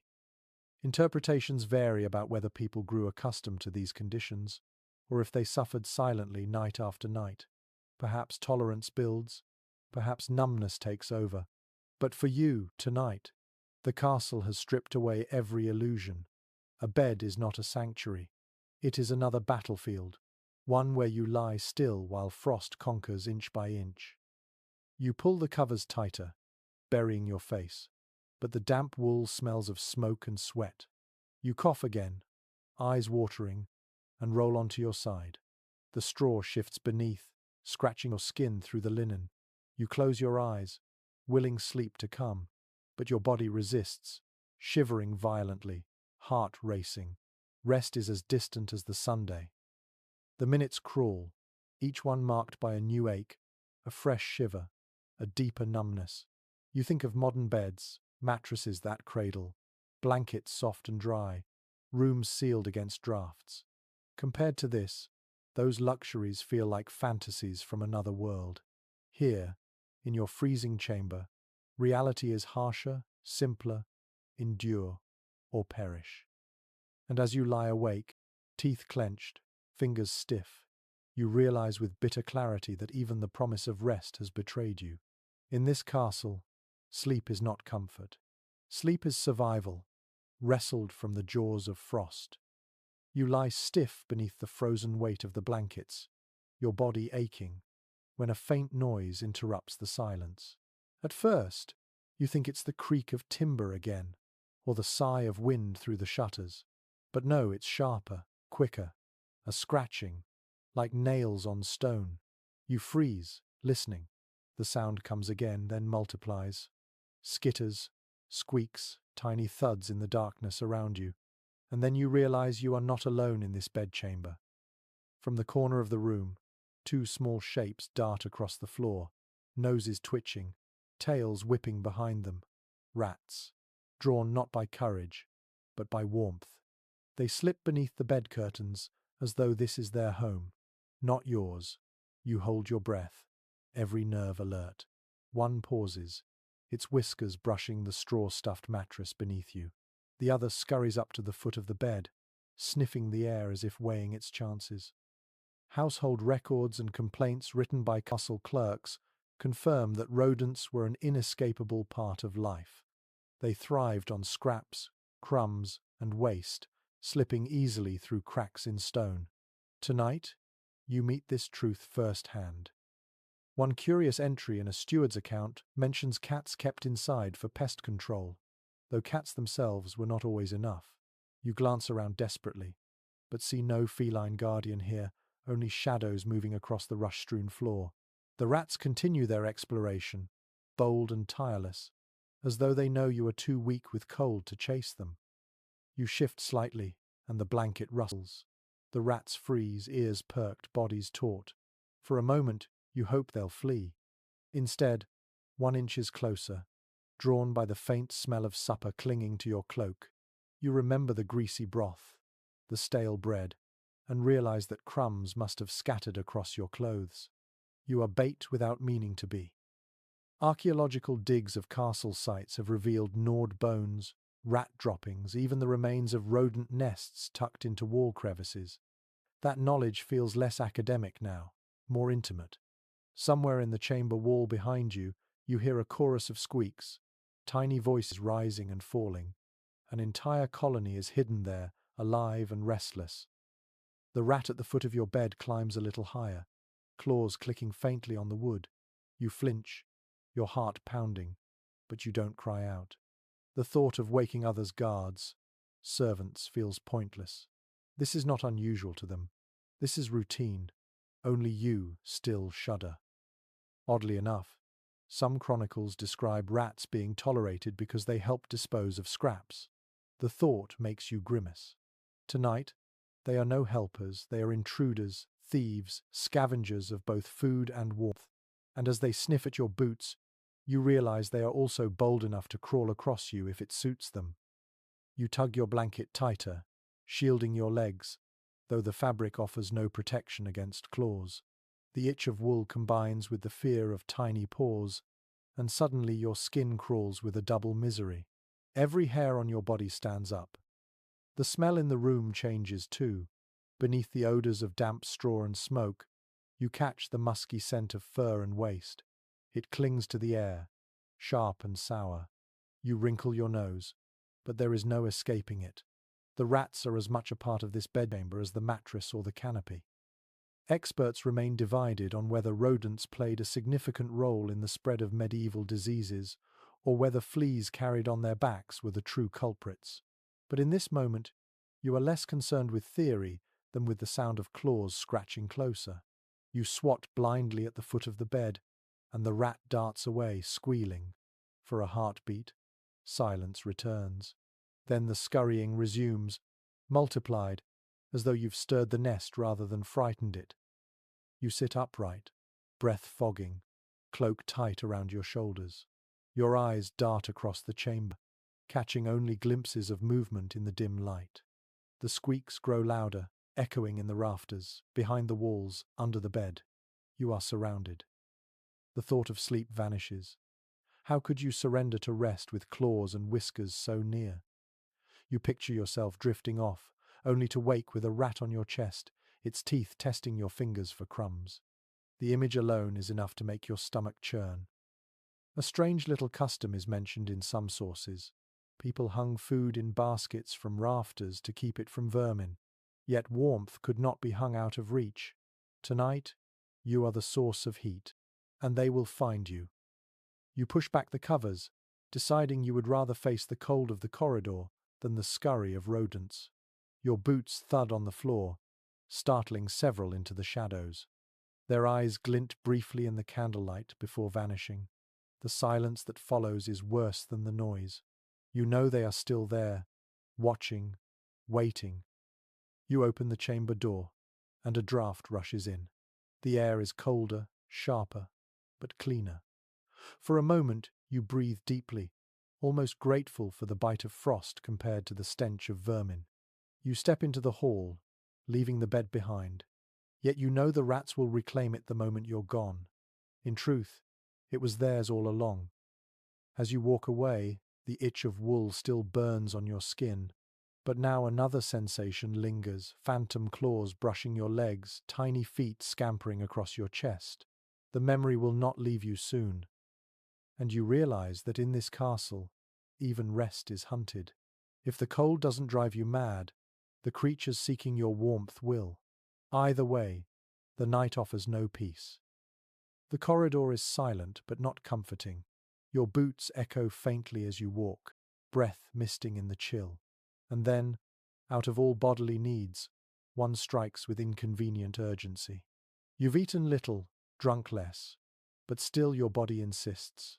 Nature will not wait for spring. The nearest privy is down a side passage, and though every step there feels like a punishment, the alternative waiting feels worse. You find the small wooden door set into a thick stone wall. It looks ordinary, even humble, but when you push it open, the cold inside hits you like a slap. The privy is worse than outside. Here, stone funnels the air directly from the moat below, carrying a stench that rises like a ghost. The smell is sharp, sour, clinging instantly to your throat. Your stomach turns as you step inside. Medieval household accounts confirm that privies were often positioned above moats or cesspits, practical in theory but brutal in reality. Tonight you learn the truth. Efficiency does not mean comfort. The hole cut into the wooden bench is rimmed with frost, its surface sparkling faintly in torchlight. You stare at it with dread, knowing what must be done. One curious record mentions people bringing warm stones wrapped in cloth to sit upon, easing the shock. No such kindness greets you here. You lower yourself cautiously, and the sensation is so sharp you gasp aloud. Cold wood burns worse than iron, numbing instantly, spreading through your body like ice water. You grit your teeth, half rising again, but the necessity is stronger. You endure, each second dragging like an eternity. The stench intensifies as the draught rises. Beneath you, the pit is partially frozen, its surface uneven, slick, and grotesque. Shapes glimmer in the ice, refuse, scraps, things better left unnamed. The wind funnels upward, carrying the reek straight into your face. You cough, eyes watering, and nearly stumble backward. Chroniclers of the time rarely mentioned latrines, but when they did, it was often to describe how dreadful they became in winter. Some even wrote of accidents, of people slipping, of deaths unspoken in polite company. Tonight, with your boots sliding slightly on damp stone, you understand. One wrong movement and the pit could claim you too. You hurry, desperate to finish.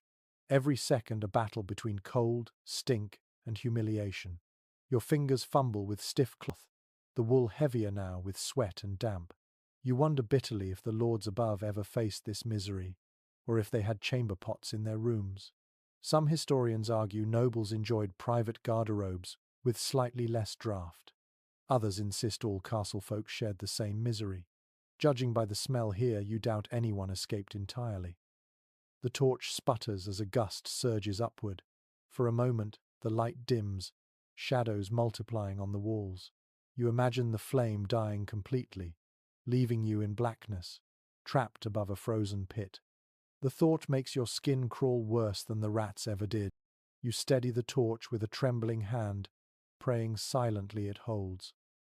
A splash echoes from below, something shifting in the muck. You freeze, listening. Was it a rat? A discarded scrap breaking loose? Or something worse? Something alive beneath the ice? The imagination runs wild in places like this. You pull your cloak tighter, though it does nothing against the smell or the cold. Oddly enough, one traveller's account described garderobes as refreshing in summer, their draughts a relief from heat. The irony nearly makes you laugh now, teeth chattering. Tonight, the draught is a torture device, gnawing at exposed skin, cutting deeper than steel ever could. You finish at last, rising quickly, legs weak, heart pounding. You fumble with your cloak, desperate to cover yourself again.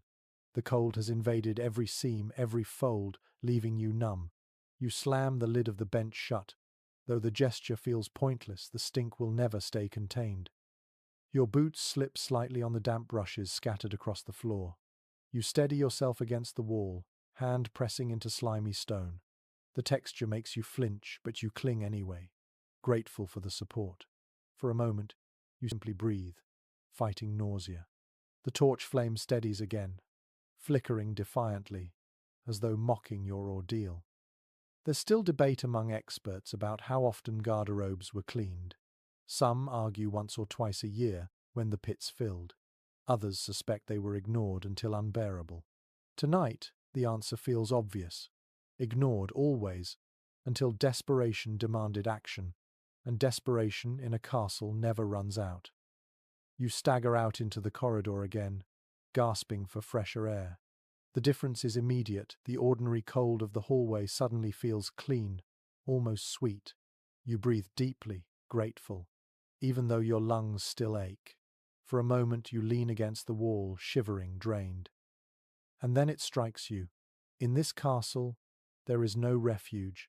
Not in the chapel, not in the hall, not in the bed, not even in the privy.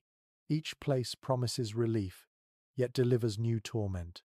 The cold is everywhere, the stink unavoidable, the misery relentless. You press onward, torchlight dancing against the stone. Your body aches, your skin burns, your stomach churns. One day here already feels longer than a year, and the night is not yet over. You press deeper into the castle's belly, torch in hand, the stone passage narrowing around you. The silence here is thick, broken only by the shuffle of your boots and the rasp of your breath. Then, as you turn a corner, the air shifts. A faint draught curls along the corridor, teasing the flame in your hand. The torch sputters, crackles, and for a moment you fear it might die altogether. The light wavers across the walls, throwing shadows that stretch and shrink like living things. One moment a column looms tall, the next it slithers away, leaving you unsure of what's real.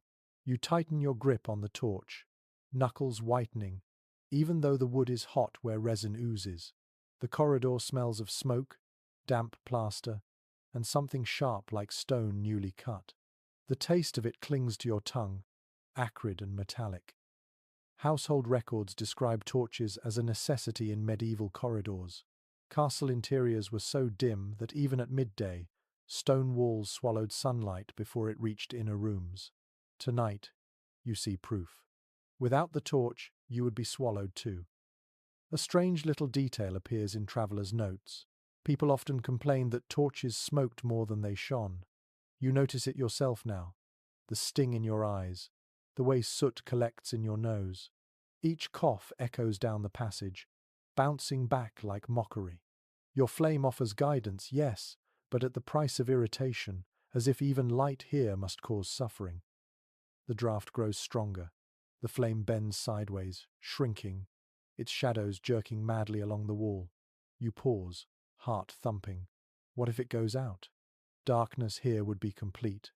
A blackness so thick your hands would vanish before your eyes. Panic rises in throat at the thought.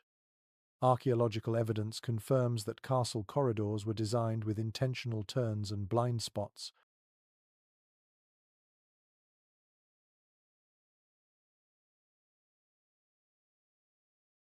ideal for defense but treacherous for those wandering at night. As the flame wavers, you feel like prey inside a labyrinth, the walls pressing in, the air turning colder. Each gust threatens to snuff the only protection you have. You shield the torch with your hand, crouching slightly to block the wind. The resin pops, spraying a spark that lands on your sleeve. You slap at it quickly, the smell of scorched wool joining the smoky air. The itch of the fabric worsens, as though it resents the insult of fire. You mutter softly, though no one is there to hear. The shadows play tricks. At one point, you swear you see movement ahead, a figure slipping around a corner, the hem of a cloak vanishing into dark. You hurry forward, but find nothing. Only stone, damp and empty. Your mind whispers, perhaps just smoke and shadow, or perhaps the castle itself watches. There's still debate among historians about how well lit castles were by night. Some argue halls and chambers always kept torches burning. Others insist darkness reigned, with only occasional light for guards. Tonight, the flickering proves how fragile any illumination island. One gust, one mistake, and the world collapses into night. You reach an alcove where a torch bracket hangs empty. The iron is slick with condensation, as though mocking your current flame. You imagine guards moving through here, their own lights failing, leaving them stranded. Fear is not just an enemy at the gates, it lurks in the corridors themselves. Oddly enough, some households preferred rushlights, thin reeds dipped in fat, cheaper than torches but even smokier. You imagine them here, their feeble glow smothered instantly by the draught. The thought is almost funny in its futility. Almost. The corridor bends sharply, and the draught surges. The flame shrinks to a trembling point, sputtering so violently you gasp. Instinct takes over, you hunch low, cup your hand, whisper nonsense as though coaxing a child. For a moment, it works. The flame steadies, flares, throws long shadows across the wall. Relief floods you, warm as any fire. But the reprieve is brief. A fresh gust slams through the passage, so sharp it whistles. The torch nearly dies again, plunging half the corridor into blackness. You freeze, breath shallow, feeling your heart hammer in the dark. This is how men went mad. You realize not from enemies, not from famine, but from darkness creeping closer, one breath at a time. You press forward, desperate to find a hearth, a chamber, anything. Your boots crunch on frozen rushes scattered even here, and each sound feels amplified by the silence. You hear your own pulse louder than footsteps. The flame burns lower, resin nearly gone, and you know it will not last. Finally, you spot another torch in a wall bracket ahead. Its stub is blackened, long dead, but your hands move quickly. You lean your fading flame against it, coaxing it to life. Smoke belches first, then orange tongues catch, crackling upward. The new torch flares, flooding the corridor with light. Shadows leap back, chased away for now. Relief washes over you so powerfully you laugh, though the sound is strained, half mad. Most historians agree that servants rotated constantly to replace torches, a full-time task in larger castles. But what if someone failed? What if the draft was stronger, the resin wetter, the flame weaker? You've seen tonight how fragile it is, how close you've come to being swallowed whole. The corridor continues onward, the wind still lurking, but your grip is steadier now. You breathe the smoke, endure the sting in your eyes, and press forward. Better a smoky flame than none. Better flickering shadows than absolute dark. And yet, as you walk, you realize the truth. The torch is not your ally. It blinds as much as it guides, throws fearsome shadows, burns your skin, stains your lungs. It is survival. Yes, but survival here is always edged with pain. You carry the light anyway. In this castle, even flawed fire is the difference between walking and being consumed by night. The fresh torch sputters but holds, and with it you descend into the castle's underbelly. A narrow stair curls downward, stone steps slick with moisture. Each footfall echoes, deeper and deeper, until even the sound feels damp. The air thickens, colder than before, carrying a stale heaviness that clings to your throat. If the great hall above was uncomfortable, the dungeon below is something else, entirely a tomb for the living. You push open a heavy door bound with iron. Its hinges groan like an animal in pain, and the noise fades into the silence below. The torchlight reveals a row of cells, their bars glistening with frost. Chains dangle from the walls, their links stiff and rimed white. The floor is uneven, patched with ice that crunches beneath your boots. Breath clouds instantly, yours and others, though theirs emerge in weak, ragged puffs. It's well documented in legal records that castle dungeons were never designed for comfort. They were tools of intimidation, holding pens for the forgotten, sometimes even storage for the inconvenient. Tonight, the cruelty of that purpose presses against you in the freezing dark. A prisoner stirs in the nearest cell. His hair is matted with ice, his skin pale as candle wax. His lips are cracked, trembling, words forming without sound. He extends a hand through the bars, fingers raw, nails dark. The gesture is neither plea nor greeting, it is instinct, a body reaching for any source of warmth, even your smoky torch. Oddly enough, some chronicles describe prisoners burning scraps of straw or gnawed bones smeared with grease, desperate for even a flicker of heat. Here, no such sparks glow. The cells are bare, save for filth frozen to the floor. You move closer, and the smell thickens. Not the stench of waste alone, though that lingers, trapped in the frost. It is the odor of sickness, of wounds unhealed, of breath sour with hunger. Your stomach knots, the air cloying as smoke, but colder. The prisoner's breath condenses on the bars, leaving tiny crystals that glisten in your light.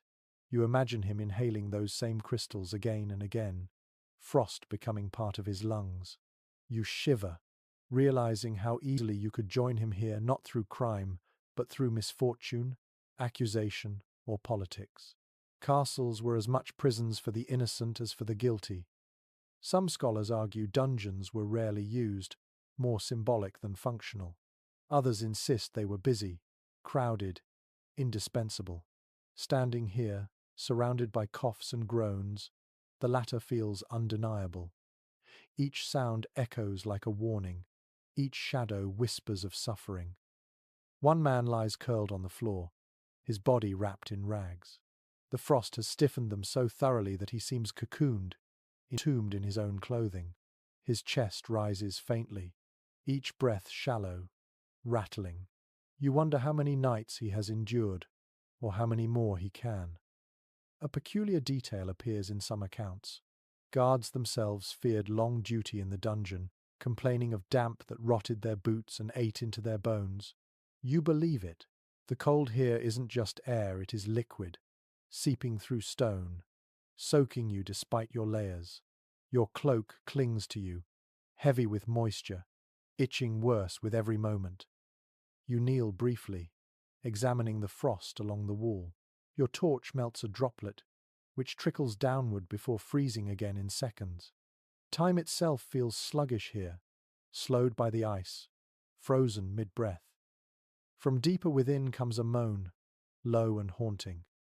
It rises, fades, then returns, a rhythm that settles into your bones. You cannot tell if it's one voice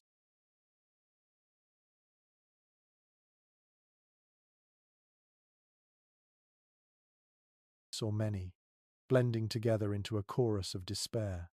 The sound unsettles more than silence ever could. There's still disagreement among historians about whether torture chambers were truly common in castles or exaggerated in later tales. Yet as you trace the iron rings embedded in stone, you suspect some truths are colder than legend. Even without fire or whip, the dungeon itself is a torture chamber. Cold is its instrument, time its accomplice. Your torchlight flickers across a bucket in the corner of one cell. It's tipped, its contents frozen into a grotesque sculpture. The shape is unrecognizable, but its presence is enough. You gag slightly, turning away, the taste of bile sharp in your throat. The prisoner nearest you coughs suddenly, spraying flecks of red against the frost. They freeze instantly, tiny rubies on a white canvas. He slumps back, exhausted by the act. You stand motionless, realizing how fragile life is here, how death would come quietly, disguised as sleep. Oddly enough, one record mentions rats sharing the cells, their warmth ironically welcomed by some prisoners. You glance at the corners, half expecting whiskers to twitch. Perhaps even they avoid this depth tonight, unwilling to contest with the frost. You pace slowly down the row, torch raised. Each cell tells the same story. Bodies huddled, breath misting, frost clinging. Each story ends the same way too. There is no escape here, only a slower or faster surrender. Your own skin prickles, your joints ache. The cold here is worse than the tower wind, worse than the icy sheets.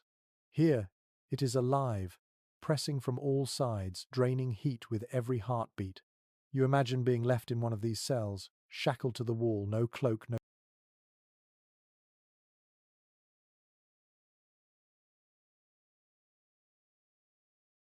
torch. The thought alone is enough to make your knees weaken. You turn at last, retreating toward the stairs. The prisoner's eyes follow, dull yet piercing. They do not beg, they do not need to. Their existence is plea enough. You ascend, your breath ragged, your torch burning low. At the stairs' top, you slam the door shut. The groan of iron fades, replaced by silence once more. Yet the frost has followed you, clinging to your skin, settling into your lungs. The dungeon remains behind, but its chill will not leave you. And as you lean against the wall, trembling, you realize this castle offers no mercy, not even to those already broken. For prisoners, cold is not a punishment. It is the environment itself, relentless, impartial, eternal. You climb back into the upper corridors, desperate for relief, yet the cold clings to you like a second skin. The dungeon's breath lingers in your lungs, its silence still echoing in your ears. A servant motions you toward a quieter chamber, one said to house wisdom, the castle's library or study, where parchments and manuscripts are stored. You follow, hoping for distraction, maybe even comfort in the company of books. The door groans open, and you step inside. At once, a different kind of cold greets you, not howling wind, not dungeon frost, but a crisp dryness that prickles your nose. The air smells of old leather, dust, and faint mold, an archive of centuries. Rows of shelves line the walls, their planks warped by damp, their surfaces speckled with mildew. Scrolls and codices rest precariously, some curled from moisture, others stiff as boards from freezing air. Surviving inventories from medieval castles confirm that libraries were rare luxuries, often tucked into towers or side chambers. They were meant to preserve knowledge, Yet ironically, their environment destroyed as much as it saved. Tonight you see how. The parchments are brittle, their ink faded, their pages stiff with cold. Touch one, and it might crumble in your hand like autumn leaves. A peculiar note in one scribe's diary laments how ink sometimes froze in winter, quills useless until warmed by a nearby candle. You can almost picture it, monks or clerks blowing on their fingers, shaking numb hands, trying to scratch words onto parchment before frost stopped them. The silence here feels thick with their struggle. You walk along the shelves, torchlight casting jittery glows. Shadows crawl across the spines of volumes, making them look alive. You trail your hand along a row, fingers brushing leather hardened by age. The sensation is rough, almost like bark, and as cold as the stone walls around you. Most historians agree that books were treasured not only for their content but for their symbolic power. To own manuscripts meant prestige, authority, learning. Yet here, huddled in this frozen room, they feel more like relics than tools. What good is wisdom when your fingers tremble too violently to turn a page? You pause at a lectern where a large tome lies open, its pages warped into waves. The ink has bled slightly where damp crept in, blurring letters into smudges. You lean closer, trying to read, but your breath mists onto the parchment. Droplets freeze almost instantly, leaving faint white specks across the margin. You pull back quickly, horrified by your own intrusion. One curious custom, mentioned in scattered accounts, was to dry damp books near hearths, but fire often scorched them, curling parchment into brittle husks. You glance toward the corner, where a brazier sits cold and empty. No one dares risk flame here, not in a room of tinder waiting to ignite. The irony presses on you, wisdom preserved in books, yet safer in darkness than in warmth. The chill deepens as you sit on a stool near the lectern. The wood creaks beneath you, its joints stiff with frost. You rub your hands, then pull your cloak tighter, though the scratch of wool distracts more than it soothes. Your eyes scan the shelves again, catching glimpses of bindings cracked like dry skin. Some scrolls are tied with string that has frozen stiff. You imagine unrolling one, the parchment snapping instead of bending, knowledge lost forever to winter. Academic debate continues about how much these libraries were actually used. Some argue they were symbols, visited rarely. Others suggest scholars worked daily despite the cold. Sitting here now, you can hardly imagine anyone lasting an hour. The ink-stained hands, the blurred eyes, the constant itch of frost, it must have been torment disguised as learning. Oddly enough, one chronicler wrote of monks wearing gloves with fingertips cut off, so they could grip quills while still keeping their hands partially warm.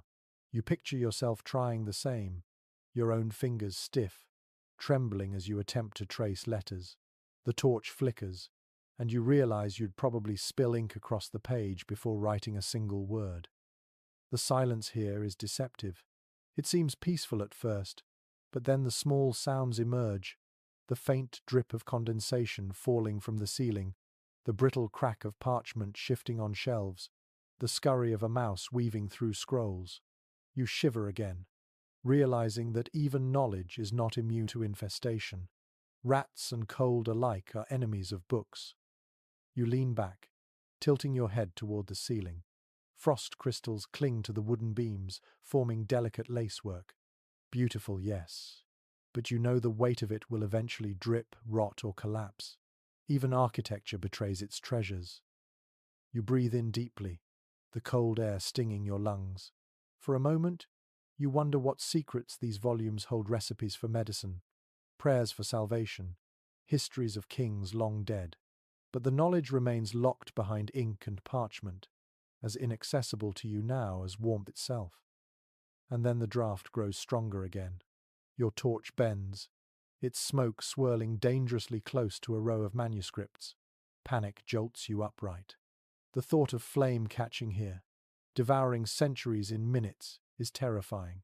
You shield the torch quickly, clutching it tighter, your heart pounding. For a moment, you nearly wish it would go out, just to remove the risk. Better darkness than fire in this fragile tomb. You retreat toward the door, breath quickening, cloak scratching against your neck. The books remain behind, silent and cold, their wisdom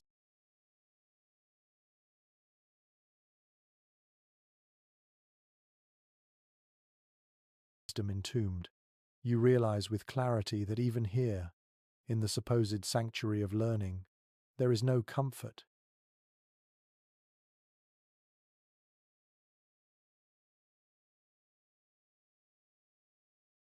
Only chill, only risk, only fragility. And as you step back into the corridor, you can't help but think, in this castle, even knowledge shivers. You follow the corridor's twists until the faint smell of smoke and fat reaches your nose. At first, you welcome it. After the dungeon's rot and the library's dry mildew, the idea of food and fire is almost a relief. You push through a wooden door and step into the kitchens, a place that should be warm, bustling, fragrant. Instead, you find another paradox. Another chamber where comfort promises much and delivers little. The ceiling is dark with soot, beams stained from years of fires that never quite heated the space. A great hearth dominates the far wall, its flames roaring, its smoke funneled upward through a chimney that leaks more than it carries. Sparks snap and drift sideways before dying in mid-air. The warmth of the fire radiates strongly in its immediate circle, but step even a few feet away and the air is as cold as the corridor outside. Chroniclers often praised castle kitchens as the busiest, most alive rooms of winter nights. They were alive, yes, but alive with labor, not warmth. You watch servants rush back and forth, faces red with cold, not from heat. Their breath still fogs in the air despite the flames, proof that the kitchen fights a losing battle. Oddly enough, some accounts mention cooks wearing mittens, even as they turned spits and stirred pots, the wool singed from leaning too close to flames. Tonight, you see why. One man rotates a carcass on the spit, his sleeves smoking slightly as sparks catch the fabric. His hands tremble not just from exertion but from the chill that seeps even here. The smells are overwhelming. Roasting meat mingles with boiling cabbage, with onions, with the sharp tang of smoke. For a moment, your stomach growls, desperate. But then the odors sour, layered with the stench of grease clinging to damp stone, of fish scales scattered on the floor, of unwashed pots stacked in corners. Hunger dulls quickly when every breath is filled with char and rot. Most historians agree kitchens doubled as storage for everything from grain to game. You see the evidence. Barrels crusted with frost, sacks of flour hardened at the edges, herbs strung from beams, their fragrance long stolen by damp. A basket of apples sits nearby, but when you lift one, your fingers sting, it's frozen solid, its skin splitting in white cracks. A peculiar practice sometimes noted was to leave dough near the fire overnight, hoping it would rise. But here, the draught whips past so violently that the air steals more warmth than the hearth gives. A lump of dough sits stiff on the table, cracked, refusing to soften. The irony is cruel. Fire blazes, yet bread refuses to live. The servants themselves are as weary as their tasks. One girl stirs a pot with eyes half closed, her shoulders slumping. Another carries a jug of water, only to find the top layer frozen, forcing her to smash through it with the ladle. A boy sweeps ashes from the hearth, coughing as soot billows into his face. The kitchen is busy, yes, but busy in misery. You step closer to the fire, desperate for relief. For a moment, warmth floods your fingers, prickling painfully as circulation returns. But just as quickly, sweat beads on your skin, only to chill again when you step back. The warmth is fickle, fleeting, impossible to hold. There's still disagreement among scholars about whether castle kitchens provided any comfort to servants outside their duties. Some argue people lingered near the fire for reprieve. Others claim draughts and smoke made them unbearable. Tonight, the truth is clear. The kitchen is both blessing and curse. Too close, and you choke. Too far, and you freeze. The noises are relentless. Knives clatter, spits groan, ladles clang. A dog barks, snapping at scraps, while hens shuffle in a corner cage, feathers ruffled from the cold. Children's cries echo faintly from the servants' quarters nearby. All of it blends into a chaotic hum, a reminder that life in a castle was never quiet, even misery had its soundtrack. Oddly enough, some kitchens doubled as sleeping places for animals in winter, their breath adding warmth. You glance at the corner where a pig roots noisily in straw, its body steaming faintly. It snorts, shakes, then curls down, content. You feel a pang of envy. Perhaps it will sleep warmer than you tonight. Your torch smokes badly here, its flame competing with the hearth. You extinguish it quickly, coughing as soot clogs your throat. Without it, the kitchen glows dimly, lit only by the red blaze of fire and the yellow of tallow candles. Shadows dart across the walls with every movement, twisting servants into giants, pots into hulking shapes. The scene looks more like a battle than a meal in preparation. The cook, a broad man with flour crusted on his tunic, barks orders. His voice is hoarse, his face glistening with sweat near the fire, yet his hands are cracked and red with cold. He slams a pot onto the table, mutters curses, and stirs with a heavy spoon. You realize suddenly that this room sustains the entire castle, yet the hands that feed others go hungry themselves, and the bodies that labor by fire are never truly warm. You sit briefly on a stool, watching. The air presses against you, heavy with smoke. Your eyes sting. Your throat burns. For a moment, you think you'd rather face the tower wind again than this choking haze. But then a gust from the corridor sweeps in, chilling you instantly, and you laugh weakly at your own foolishness. Choice here is only between kinds of suffering. Interpretations vary about whether nobles ever entered these kitchens. Some sources insist they avoided them, preferring to keep labor invisible. Others suggest lords visited on occasion, sampling dishes or asserting dominance. Tonight, no noble stirs here. Only servants, sweating and freezing in equal measure, their lives as brittle as the frozen apples. You rise, cloak heavy with new smells, smoke, grease, sweat, and ash. The kitchen has given you no nourishment, only another layer of discomfort.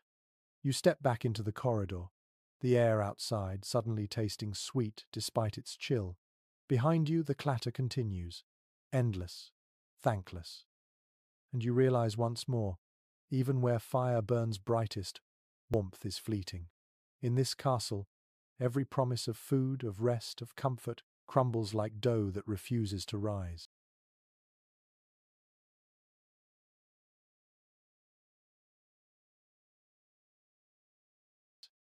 The kitchen smoke still clings to your cloak as you drift once more through narrow passages, searching for air that doesn't sting your lungs. The servant guiding you pauses before a heavy wooden door banded with iron. He pushes it open, and the hinges creak, as though reluctant to reveal what waits. A chill surges out, sharper than the corridors. You step inside and find yourself in another sacred space smaller than the grand chapel you left earlier, but stranger. This is the side chapel, the crypt-like chamber where bones are stored, prayers whispered, and mortality pressed close. The first thing you notice is the silence. Unlike the earlier chapel with its chanting voices, here no sound stirs except your own breath. Candles gutter faintly in niches carved into the wall, their flames struggling against draughts that creep between stones. Their dim glow reveals shelves of skulls, neatly arranged, their hollow sockets watching from the shadows. Some are dust-coated, others gleam faintly where wax dripped across them. Chroniclers of the period sometimes mentioned such chapels of bones, spaces meant to remind the living of death's certainty. Tonight, you need no reminder. The cold itself already whispers mortality into your marrow. You step carefully down the stone floor, worn smooth by centuries of feet. Your boots scrape lightly, the sound far too loud in such a room. You lower your torch, and shadows stretch grotesquely across the walls. Skulls multiplied into grinning giants. Your skin prickles, not from superstition but from the way the air itself seems heavier here. damp and cold, like a cellar dug too deep. One curious tidbit survives in pilgrim diaries. Some worshippers touched skulls as a sign of humility, pressing lips to bone in reverence. You imagine doing the same tonight and shudder. The bone would be ice cold, stiff with centuries of frost, a kiss from death itself. You step back instinctively, keeping your distance. The smell here is subtler than the moat or the kitchen, yet still distinct: earth, wax, and a faint mustiness of decay that clings no matter how many candles burn. You inhale cautiously, but the odor settles in your nostrils, cloying. It is not foul, exactly, but it reminds you of cellars left unopened too long, of pages in books gone mouldy, of clothing damp for months. Most historians agree that such chapels were meant to console, that by confronting bones, worshippers grew closer to God. Yet sitting on the cold bench now, with frost creeping up the walls, you feel only distance. These bones do not comfort. They accuse. They say, "You too will lie still, perhaps sooner than you think, if you remain in this castle another night." You glance at one skull in particular, cracked along the brow. The break glitters faintly with frost, the split line filled with white crystals. You imagine the person this once was: a guard, a servant, maybe even a noble. Cold has erased those distinctions. Now all are equal, reduced to silence, frozen forever. There's still debate among scholars whether chapels like this doubled as storage when burial space ran short, or whether they were deliberate memento mori. But debate doesn't matter tonight. What matters is the draft slipping down your collar, colder than any you've felt yet, carrying the faint rattle of something shifting in the dark. You hold your torch higher, eyes darting. For a moment, you think you see movement, shadows twitching among the skulls. Perhaps rats again, perhaps only your imagination. Still, the thought unsettles. Even here, where death reigns, life persists in scurrying claws. Oddly enough, one monk's account mentions frost forming on altar chalices in winter, so that lips stuck if pressed against the rim. You look toward the altar here, and sure enough, a goblet rests upon it, rim gleaming white. The idea of a prayer ending with skin torn from flesh is enough to send another shiver down your back. You kneel briefly, less from faith than from fatigue. The stone bites into your knees, hard and merciless. You whisper a wordless plea, perhaps for warmth, perhaps for escape, perhaps only for endurance. The silence swallows it whole. No answer comes. Only your own breath fogging before you, mingling with the mist of centuries. The candle beside you sputters, nearly dying. You watch the flame flicker, its light shrinking until only ember glows. For an instant, the chapel plunges toward blackness. Your heart leaps. But then the wick catches again, weakly, throwing its tiny defiance back into the cold. Interpretations vary as to whether people truly found comfort here or merely tolerated such chapels as tradition. Tonight, you know which answer your body gives. No comfort. Only chill, only dread, only another reminder that in this castle, every space, holy or profane, belongs to winter first. You rise slowly, joints stiff, cloak scratching against your neck. The skulls watch silently as you retreat, your torch trailing smoke. You back toward the door, unwilling to turn your back on the rows of bone. Only once the heavy wood closes do you breathe more freely. Outside, the corridor seems almost kind by comparison, though its draught nips your skin. You walk on, heart pounding still, the image of frost-kissed skulls burned into your mind, and you realize that here, even faith carries no warmth. The dead are no more comfortable than the living. In this castle, the chapel of bones whispers the same lesson as the dungeon, the kitchen, the hall. No matter where you go, the cold will follow. You step back into the main corridor, torch sputtering, and follow the sound of echoes to the largest room of all, the great hall. By day, it is a stage for authority, proclamations issued, justice handed down, meals shared under the watchful eyes of lords. By night, it is something else entirely, a cavern of stone, where draughts prowl like restless wolves. The door opens with a groan, and the size of the chamber swallows you. The ceiling vaults high overhead, beams lost in shadow. The rushes underfoot crackle faintly, stiff with frost. Your torch throws its glow forward, but the space beyond remains half hidden, stretching into a haze of darkness. It's not absence of light alone, it's the sheer size of the cold pressing down on every corner. Most historians agree that great halls were rarely heated effectively. A hearth or two might roar at one end, but the warmth never reached far. You see proof now. The embers in a massive fireplace glow red, yet a dozen paces away your breath already mists. The hall is two climates at once: fire, lit summer by the hearth, bitter winter everywhere else.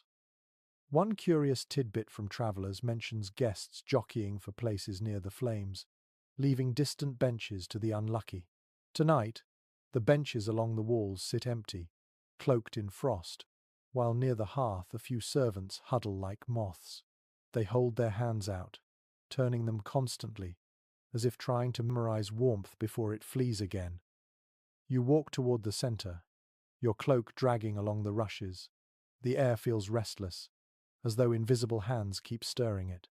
A sudden gust whistles through the hall, rattling the iron chandelier above.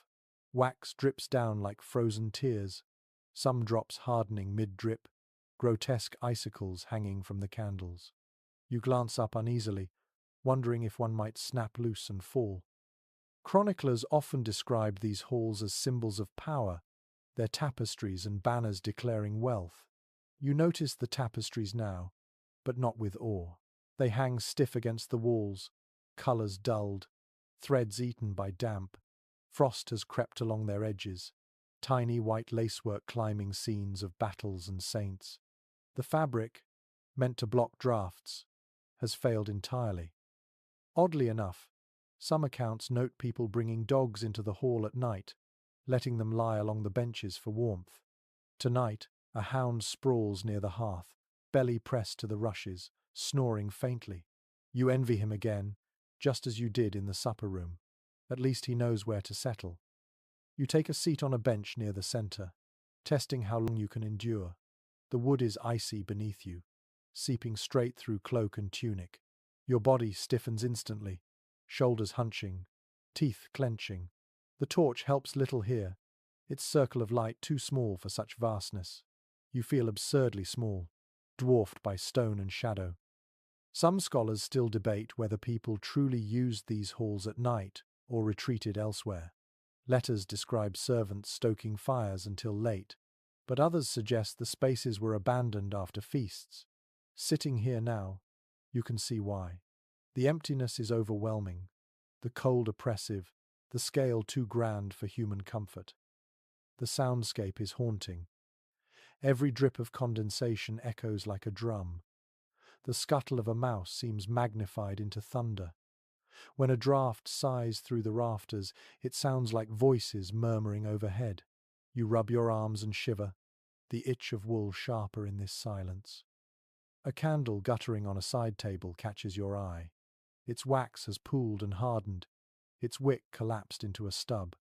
You think of the servants forced to relight every candle each evening, trudging from one end of this cavern to the other, their breath freezing as they worked. How many times must they have cursed this endless cold?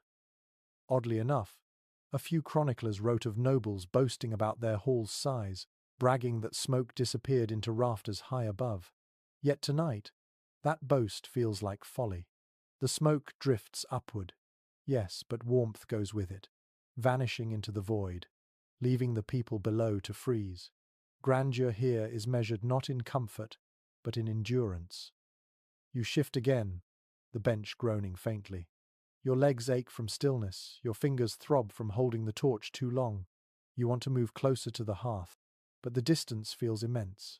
Your limbs heavy. The fire's glow taunts you across the hall.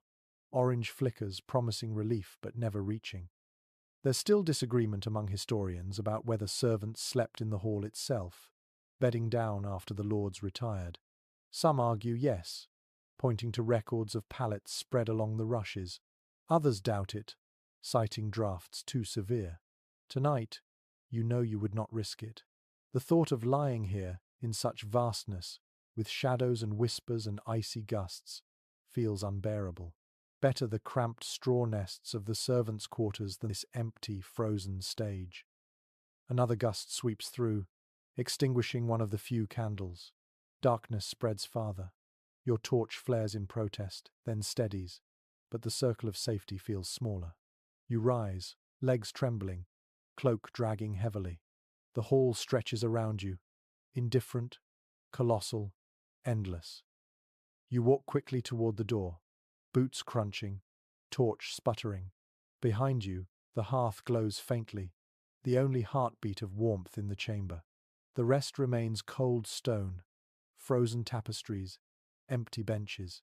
You glance back once before leaving, and the sight chills you deeper than any wind.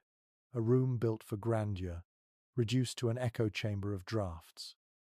And as you step into the corridor again, you realize power built this hall, but power cannot banish cold. In this castle, even greatness shivers. You climb a short flight of steps that leads to a gallery lined with narrow windows. At first you think the view might offer relief, a glimpse of moonlight, a reminder of the world beyond these stone walls. But when you lean close, you see only frost. The glass, such as it is cloudy, uneven, and covered with a delicate white bloom. The outside world has been painted over by winter itself. The window is small, barely wider than your hand. You exhale against it, and your breath momentarily clears a patch, revealing a sliver of night. Beyond lies the courtyard, pale and silent, snow blanketing everything. The world looks lifeless, drained of color. You rub the glass with your sleeve, but frost reforms almost instantly, spreading tendrils like veins across the surface.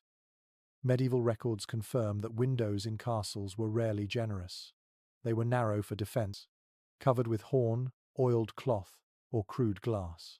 Tonight you see why. The panes block little cold, allowing drafts to snake freely into the gallery.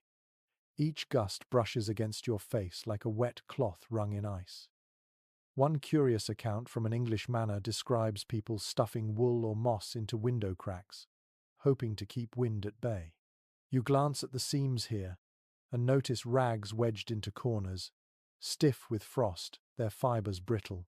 Clearly someone has tried, but the effort is laughable. The wind whistles anyway, high and thin, like a distant flute out of tune. You rest your palm against the sill. It is stone, and the contact burns. Your skin sticks slightly before you pull away.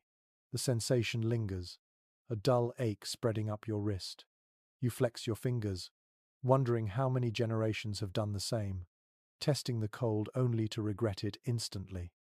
Most historians agree that window seats, those charming alcoves you sometimes see in illustrations, were less cozy in reality. Tonight, you test the truth. You lower yourself onto the ledge, cloak tucked tight, and the stone bites into you with merciless chill. Your body stiffens, the scratch of wool intensified by contact with frozen rock. You shift, but every position is worse than the last. Comfort does not exist here, only different degrees of pain. Oddly enough, some chronicles describe children drawing patterns in frost with their fingers, turning misery into play. You trace a line absently now, watching the frost crumble, reform, spread again. But where a child might giggle, you only sigh. The cold steals joy as quickly as it steals heat. You peer again through the tiny clearing you made. A guard trudges across the courtyard below, his breath a steady plume. He stamps his feet, pulls his cloak tight, then vanishes into shadow. You realize he'll repeat that circuit all night, round and round. His only company the wind. The thought makes your own shelter feel thinner, less secure. If even walls cannot keep cold out, what hope does a patrolling guard have? Scholars remain divided on whether glass improved comfort significantly. Some argue even poor panes helped. Others say they made little difference, allowing drafts while dulling light. Your body votes with the latter. The gallery feels like a wind tunnel, the frost on the glass proof that barriers are illusions. You lean your forehead to the pane, hoping for steadiness. But the cold strikes instantly, stabbing through your skull. You jerk back with a hiss, rubbing your skin. A faint white mark remains, as if winter has branded you. You laugh bitterly at the absurdity scarred by a window. The gallery stretches long, lined with similar slits.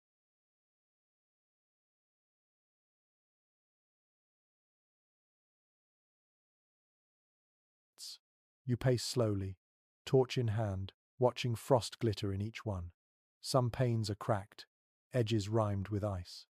A few are patched with cloth, stiff as boards. Everywhere, drafts sing softly, blending into a mournful chorus. You pull your cloak tighter, though the wool's itch feels like another insult.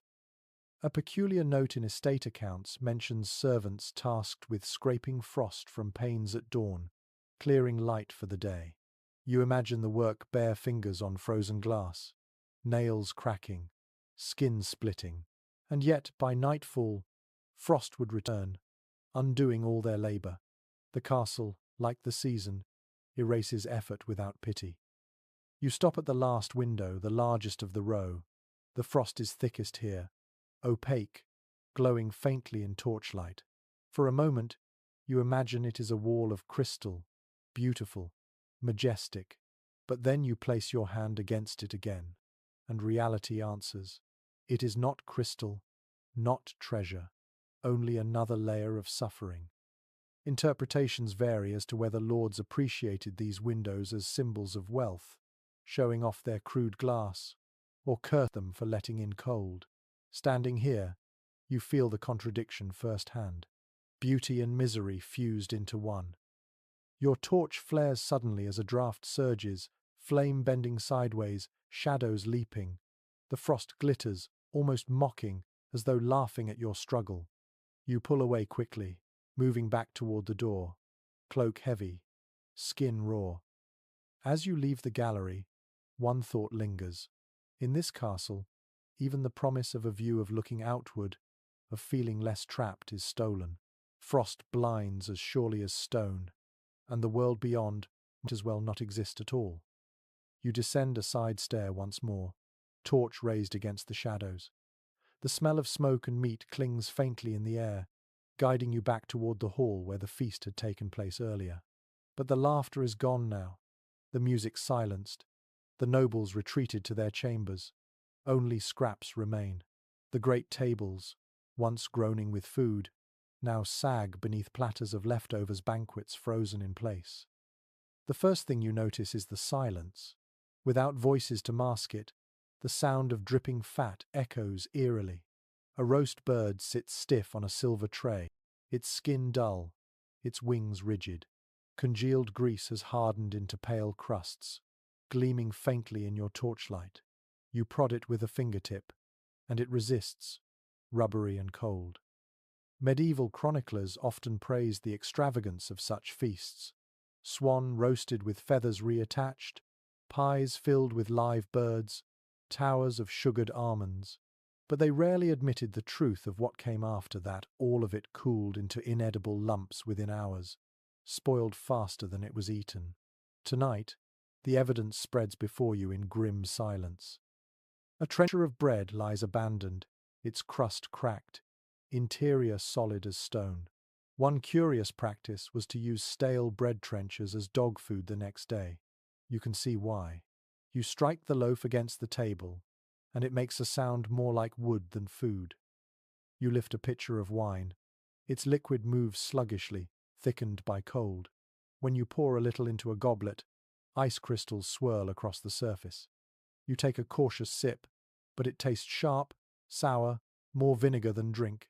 Your lips sting where the rim touches, cold enough to burn. Oddly enough, servants often ate these scraps the next day, grateful despite the state of them. You imagine carrying one of these platters back to the servants' quarters, watching children gnaw stiff meat with blue lips. Survival makes delicacy of refuse. The hall itself feels emptier now, its vastness magnified by the absence of sound. Draughts sweep through, stirring wax stubs into guttering flames. Shadows leap across the tapestries, making frozen food seem to twitch. as if mocking you with phantom movement. A platter of fish sits near the end of the table. Its skin glistens, eyes clouded, scales stiff. The smell rises faintly sharp, metallic, unpleasant. You gag slightly, turning away. Somewhere in the dark, a rat squeaks, emboldened by silence. You hear the scurry of claws across wood, the faint thump of a platter shifting. The feast now belongs to vermin. Most historians agree that winter feasts were as much about display as nourishment. Nobles boasted of their wealth by serving more than anyone could eat. Yet here you see the cruel irony. Food wasted while servants starve in damp straw. Children cough in thin rags.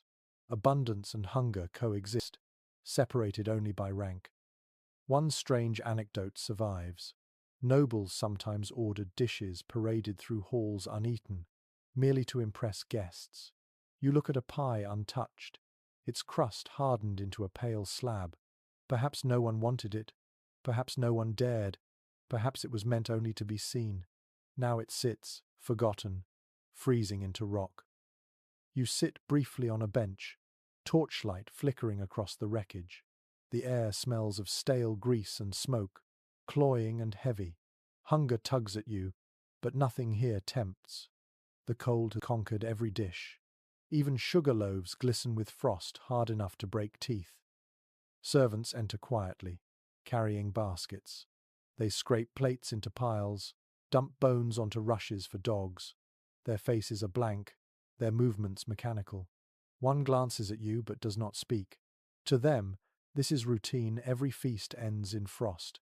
Every banquet leaves scraps more corpse than meal. Scholars still debate whether medieval diets in castles were truly rich, or merely appeared so on rare occasions. Standing here now, surrounded by food already ruined, you see the hollowness of the spectacle. What glitters in candlelight dies in shadow. What seemed like excess a few hours ago is now rot. You rise and walk the length of the hall. Each step echoes. Your torchlight catches gnawed bones, goblets tipped on their sides, wax hardened into grotesque puddles. The place looks less like a celebration and more like the aftermath of battle. Cold is the victor, feasting on everything left behind. Oddly enough, some reports describe dogs fighting over scraps in the night, their growls echoing until dawn. You hear it now, faint snarls from under a table, shadows shifting as hounds scavenge. They eat noisily, crunching frozen bones, tails thumping against wood. For them, this is fortune. For you, it is one more reminder of deprivation disguised as plenty. You make your way to the hearth at the far end. Its embers glow faintly, still warm if you hold your hands directly above. But the fire is nearly gone, its strength spent. Ash drifts upward, light as dust. You think briefly of stoking it, reviving the blaze. Yet no fuel waits, no logs stacked nearby. Perhaps tomorrow servants will bring more. Tonight, only memory remains. Interpretations vary on whether nobles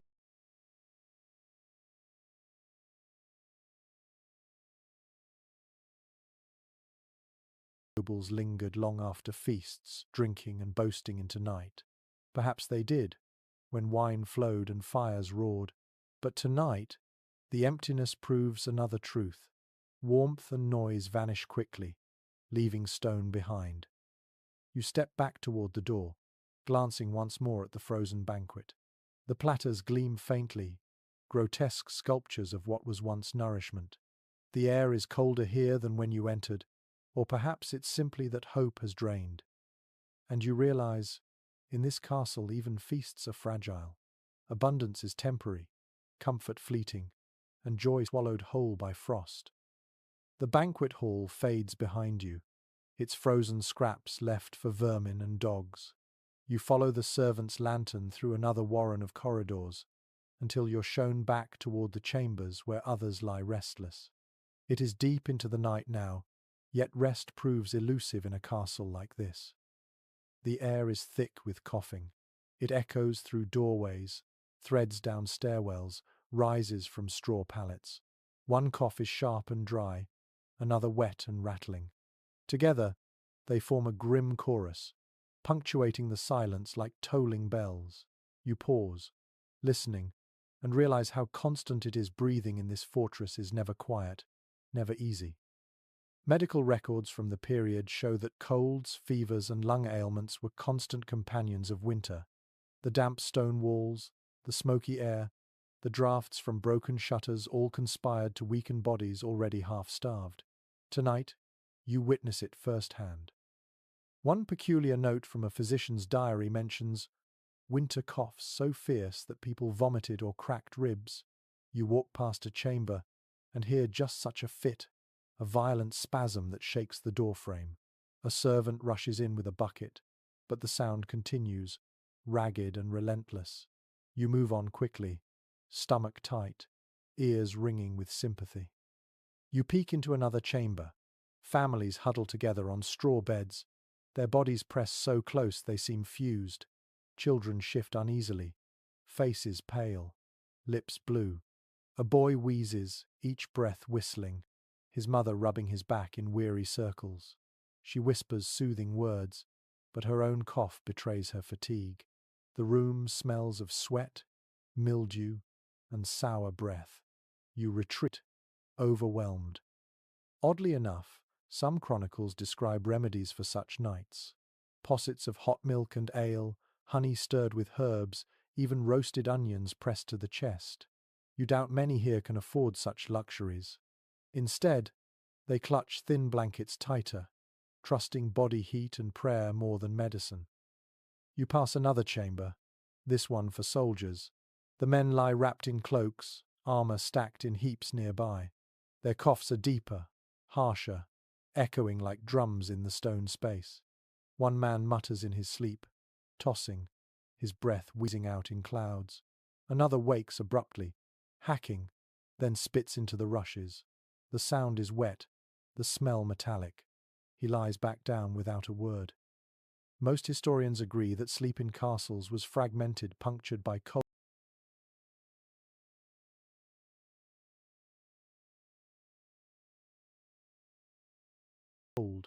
by noise, by discomfort. Tonight, you see why. Every room is alive with restless movement, every corridor carrying echoes of illness. True sleep seems a luxury few can afford. You reach a narrow stairwell, hoping for quiet above. But the higher chambers are no better. Behind one door, you hear a child crying weakly, followed by the hoarse lull of a nurse. Behind another, the muffled rasp of an old man gasping for air. The sounds weave together into a tapestry of unease, a reminder that night is never gentle here.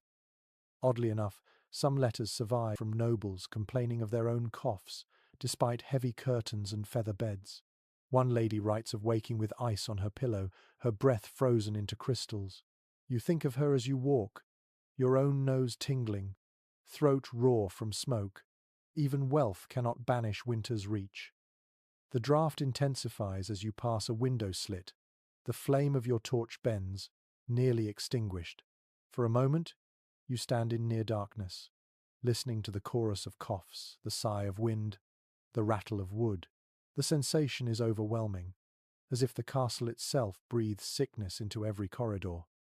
You descend again, searching for any chamber that feels calmer, but each one you pass offers the same: bodies curled tightly, blankets damp, lungs straining.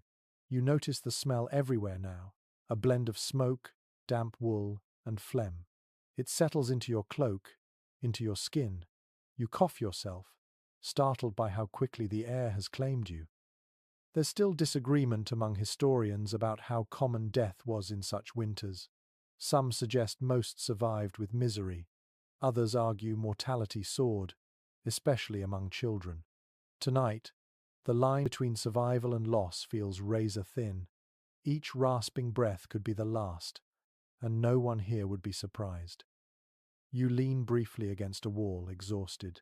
The stone is cold, but you're too weary to care. Your own eyes burn with fatigue, yet sleep feels impossible. Every sound jars you awake again.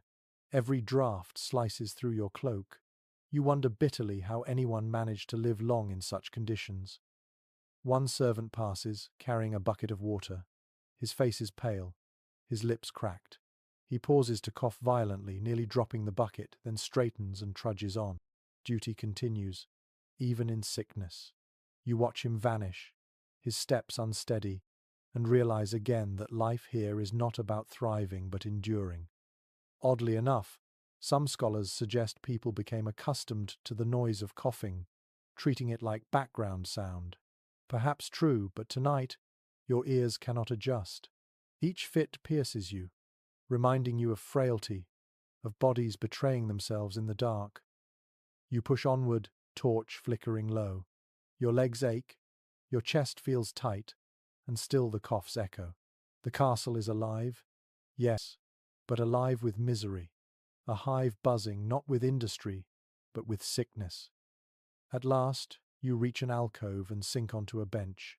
The wood is hard, the air bitter, but at least here you are alone. For a moment, silence surrounds you until another cough rises from the hall below, echoing like a bell tolling through the night. You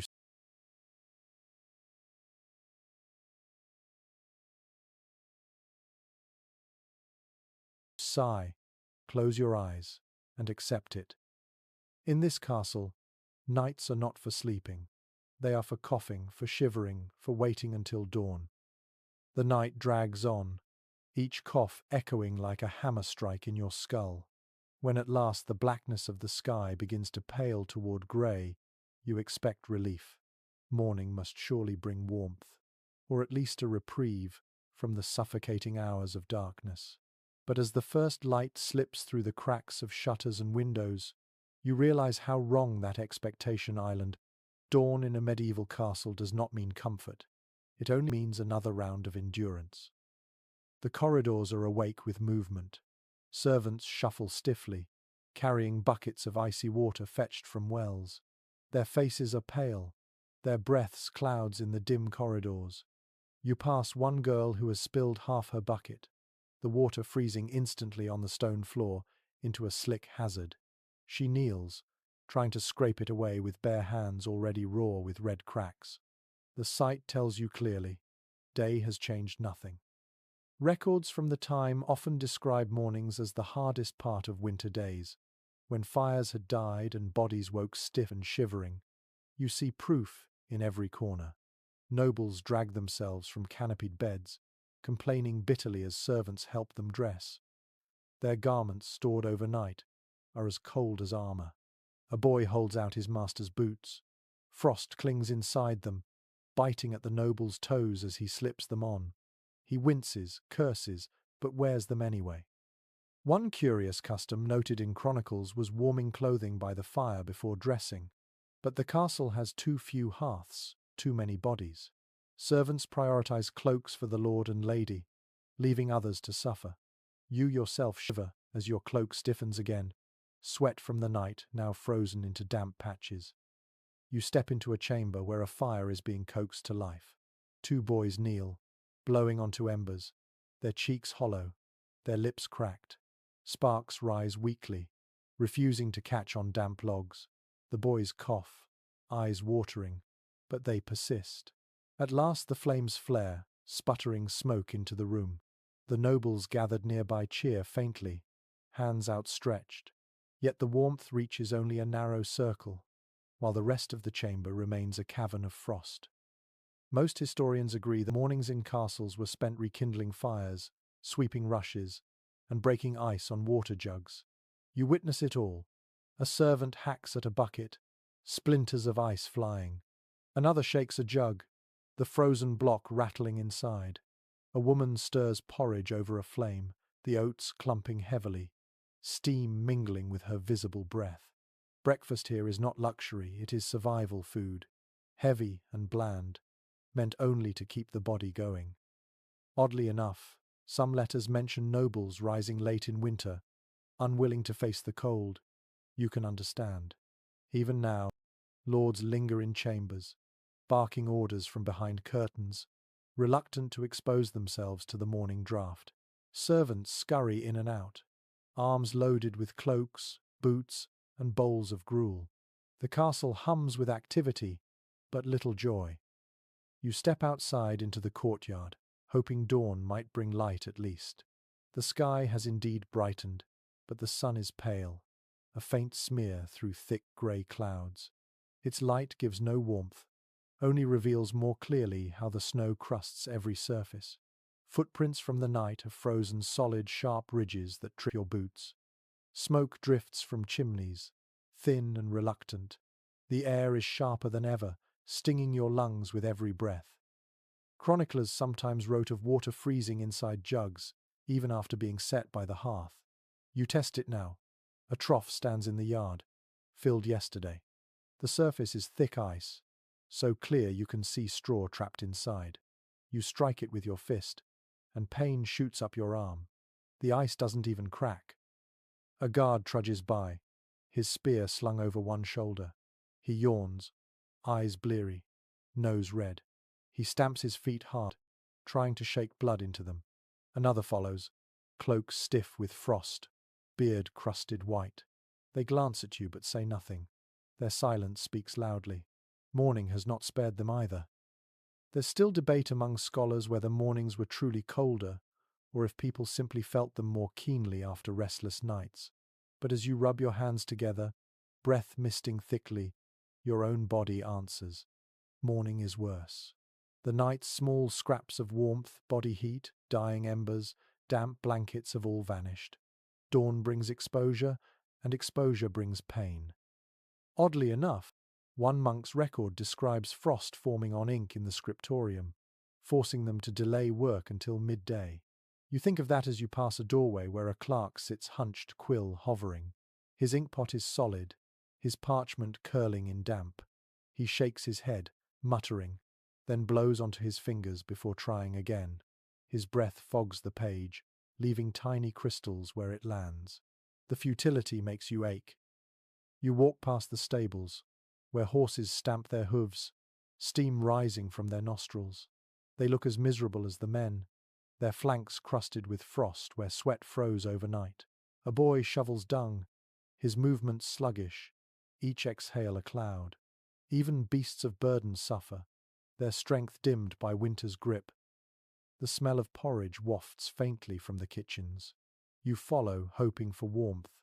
A servant ladles a lump into a wooden bowl, thrusts it into your hands. You lift it eagerly, but the gruel is lukewarm at best, its surface already forming a thin skin. You sip anyway. It tastes of water and ash, with a faint sweetness of barley. It fills your stomach, yes, but does nothing to warm your bones. Interpretations vary about how people perceive dawn in castles. Some saw it as hopeful, others as dreaded. Standing here, shivering with porridge in hand, you know where you stand. Dawn offers no mercy, only another chance to endure. You return to the courtyard. The nobles are finally emerging, cloaks heavy, boots stiff. They raise their chins, pretending dignity, but their faces betray them: red noses, pale lips, hands trembling in gloves. They mutter to each other, their voices low, their eyes tired. You almost laugh, seeing that wealth offers no immunity. In this castle, even lords greet morning with misery. You lean against the wall, closing your eyes briefly. The stone burns your back with cold, but you're too weary to care. The day has only begun, yet it feels already endless. The coughs continue in the background. The dogs snarl over frozen scraps. The servants shuffle past with buckets. And you realize with crushing clarity, night is cruel, but dawn is no salvation. In this medieval castle, every hour is simply another verse in the same relentless hymn of cold. Morning trudges forward, grey and unforgiving. You follow the sound of clattering from a workroom tucked against the inner wall, where servants and craftsmen keep the tools of daily life. At first you imagine this space might offer the simple comfort of order racks of implements, shelves of supplies, the reassuring signs of labor. But when you step inside, you find yet another betrayal. The air is sharp, filled with the metallic tang of cold iron. Rows of hammers, chisels, knives, and farming tools line the walls, their surfaces rimmed with frost. Handles are stiff, wood swollen from damp, iron brittle to the touch. You lift a hammer experimentally, and the chill burns your palm. Within seconds, your skin sticks to the frozen metal. You jerk your hand away, shaking fingers that now tingle painfully. Chroniclers of the time often mentioned the frustration of winter labor. Tools broke, wood split, metal cracked. Survival was not just about food or warmth, but about keeping the implements of life functional in a climate bent on destroying them. Tonight, you witness that truth. A castle may stand, but its very tools shiver useless. One peculiar account describes blacksmiths forced to work with fires that refuse to hold heat, their blows stiff, their hammers cracking at the head. You hear it now, a dull clang, as a boy strikes iron on an anvil. The sound is weak, half-hearted. The iron itself does not glow, only smoulders. The boy coughs, his breath fogging, then strikes again, the hammer slipping in his frozen grip.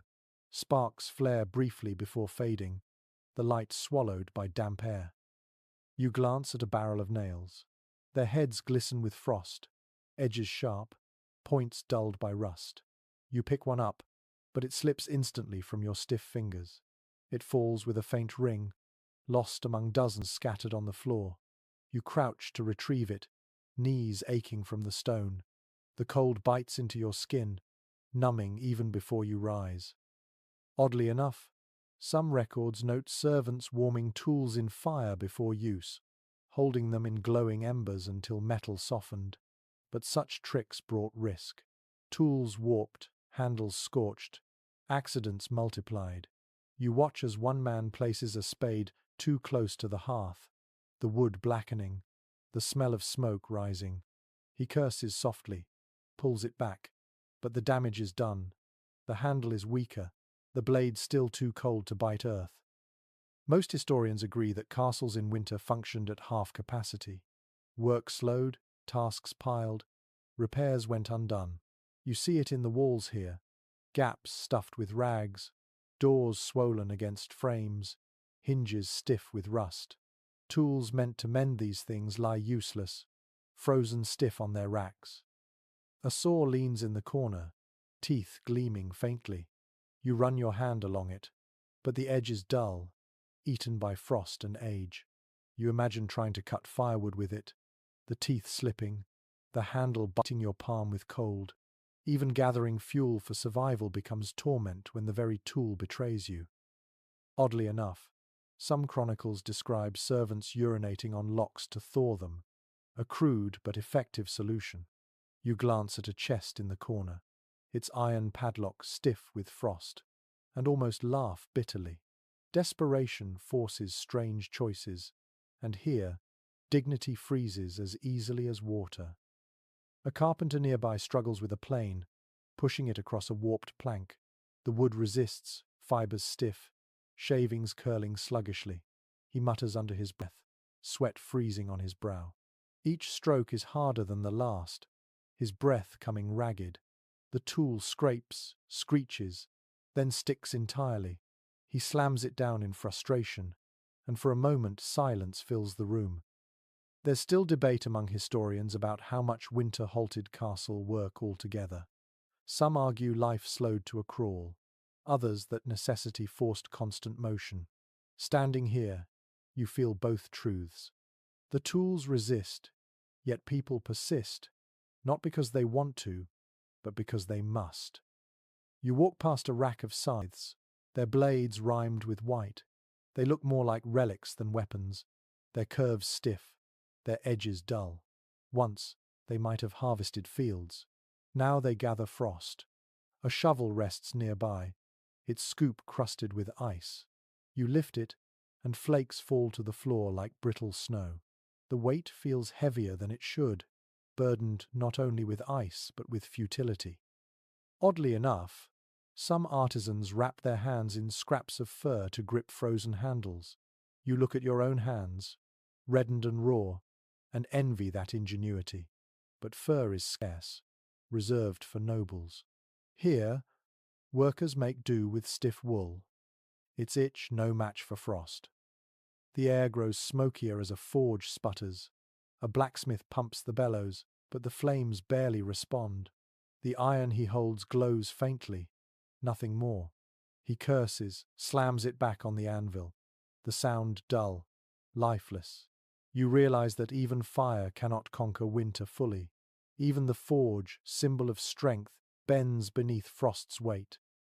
Interpretations vary on whether medieval winters truly paralyzed daily life, or if chroniclers exaggerated. But tonight, surrounded by useless tools and weary men, you know the answer your body gives.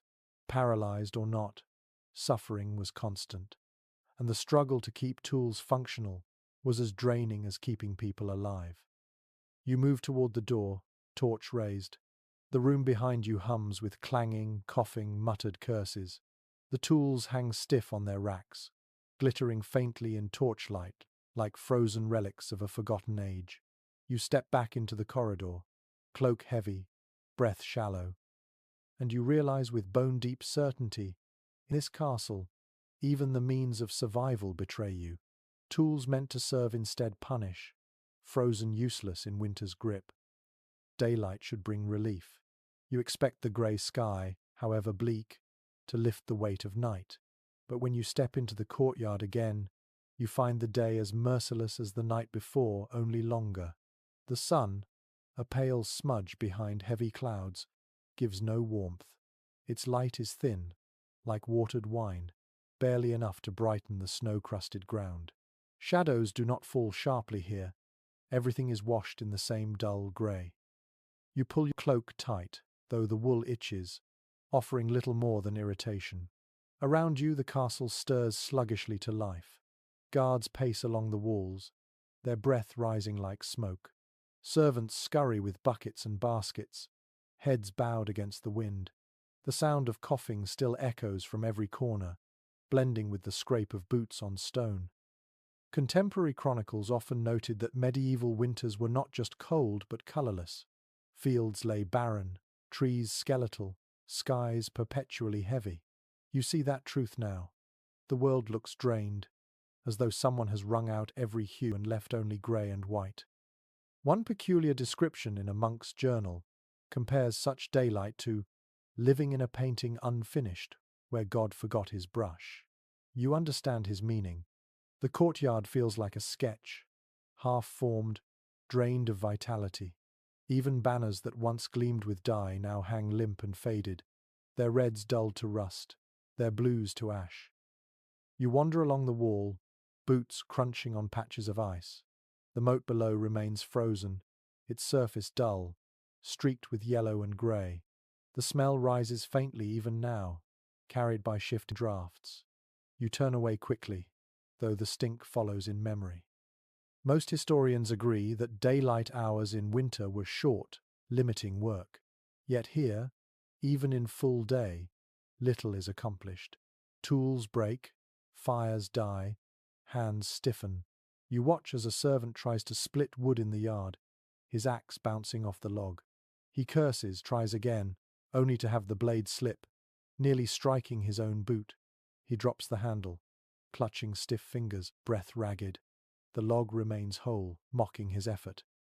Oddly enough, some records note that even nobles found daylight dreary, retreating to chambers early. But chambers are no refuge, only different prisons of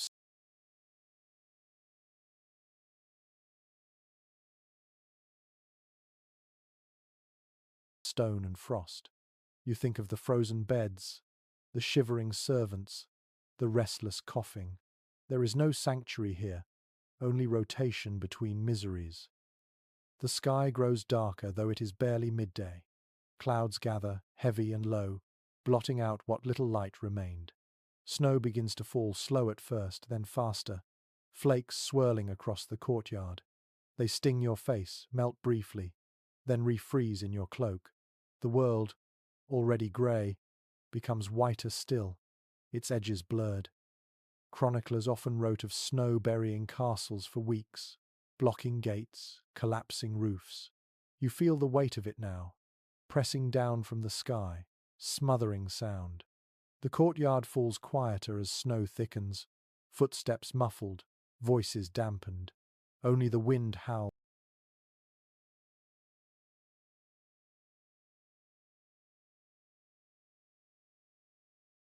threading through towers and windows, turning every crack into a whistle. You tilt your head back, watching flakes swirl downward. For a moment, the sight is almost beautiful, delicate patterns twirling against stone. But beauty here is brief. Within minutes, the snow becomes another burden, soaking into cloaks, weighing down roofs, deepening the chill. Oddly enough, one traveller described snow in castles as a blanket that warms nothing, only berries. You smile grimly at the thought. It rings true. The blanket covers all, yet leaves every soul colder than before. You step toward the stables, curious if beasts fare better. Horses stamp their hooves, snorting clouds into the air. Their manes are crusted with frost, their water trough solid ice. A boy breaks it with a hammer, splinters flying, then scoops chunks aside. The animals drink reluctantly, lips cracking against the frozen surface. Even they cough, chests heaving, eyes dull. Most historians agree daylight was when labor peaked. Fetching water, hauling firewood, mending tools, tending beasts. You see the rhythm but no joy, only exhaustion. Every face looks strained, every step weighted. This is not industry but survival disguised as work. A peculiar note in one steward's ledger mentions snow tracked into halls, soaking rushes until they rotted faster. You think of the banquet chamber, and imagine the frozen scraps now buried under melting slush, the smell magnified as damp spreads. The castle rots, even as it stands. The snow thickens still, filling the courtyard, cloaking walls, blurring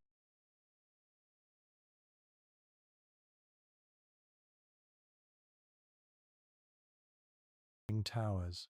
The world shrinks into white. Your torch sputters useless in daylight, so you extinguish it, though the absence of flame feels like surrender. You shove it into a bracket, wipe frost from your lashes, and keep walking. There's still debate among scholars whether such winters truly felt endless or if memory exaggerated them. Yet standing here, in the grey light, you know the truth. Time itself slows under this sky. Hours feel doubled, days stretched thin, each one identical to the last. The monotony is as punishing as the cold. You lean briefly against the gatehouse wall, breath fogging. The stone is icy, pressing against your shoulder until you flinch. You close your eyes, listening. The coughs continue, the wind howls, the snow falls. All sounds blur into one relentless hymn. And as you open your eyes to the endless grey daylight, you understand. Night brings fear, but day brings no reprieve. In this castle, every hour, every season, every sky is only another face of the same enemy cold without mercy. The grey daylight lingers far too long, stretching into afternoon, then into evening. You wait for the sun to burn brighter, to pierce the sky with gold, to chase away the damp chill clinging to your cloak, but it never does. Instead, the light wanes slowly, fading into the same heavy dusk that swallowed you yesterday. You realize with a sinking in your gut that you have completed a full circle. One day in this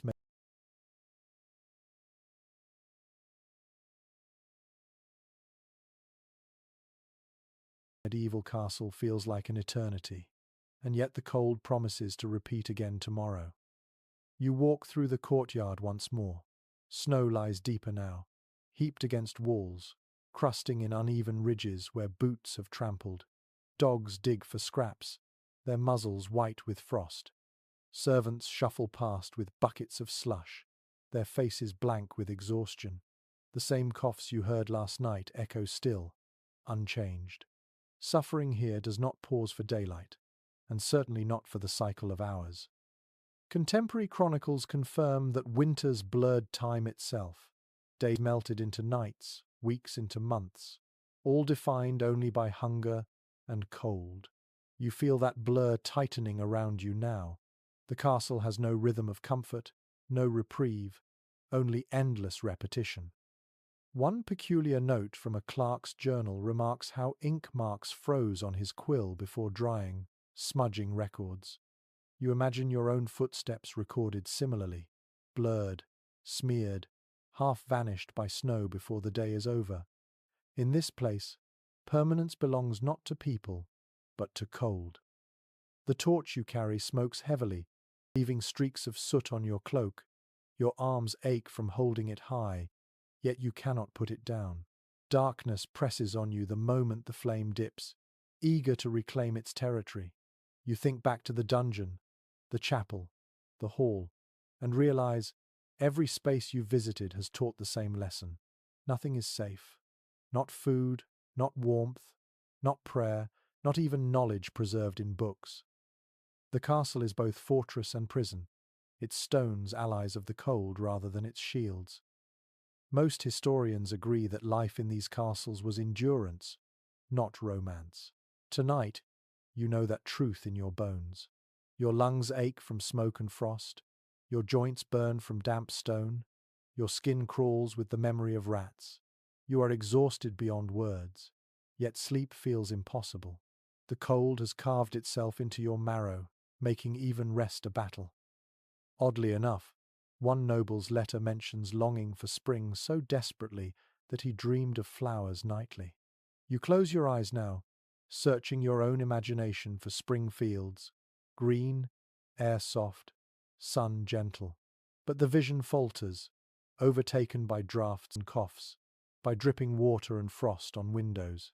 Your mind cannot hold warmth when your body knows only chill. You pass once more through the great hall, now empty again. The hearth glows faintly, embers clinging to life. You sit nearby, stretching your hands toward them, feeling the faintest prick of heat. It is pitiful compared to what you crave, but you take it anyway. You stare into the glow, hypnotized, willing it to swell into a blaze. But the embers only crumble, their light fading. You know they will die soon, like all warmth here, leaving only cold behind. There's still disagreement among scholars whether life in these castles was harsher than that in cottages outside. Some argue peasants fared worse. Others suggest stone walls trapped damp that killed more efficiently than open air. Standing here, you cannot compare. All you know is that within these walls, you are beaten by frost from every side. You rise, cloak heavy, shoulders bent. You walk slowly toward the stairwell that leads back to your chamber. Each step echoes, your body trembling, your mind weary. You push open the door to your bed, the same damp sheets waiting, the same straw rustling. You sigh, half laugh, half groan. There is no escape, only rotation from one misery to another. You lie down, teeth clenched against the shock. The blanket presses like frozen stone. You curl tightly, knees to chest.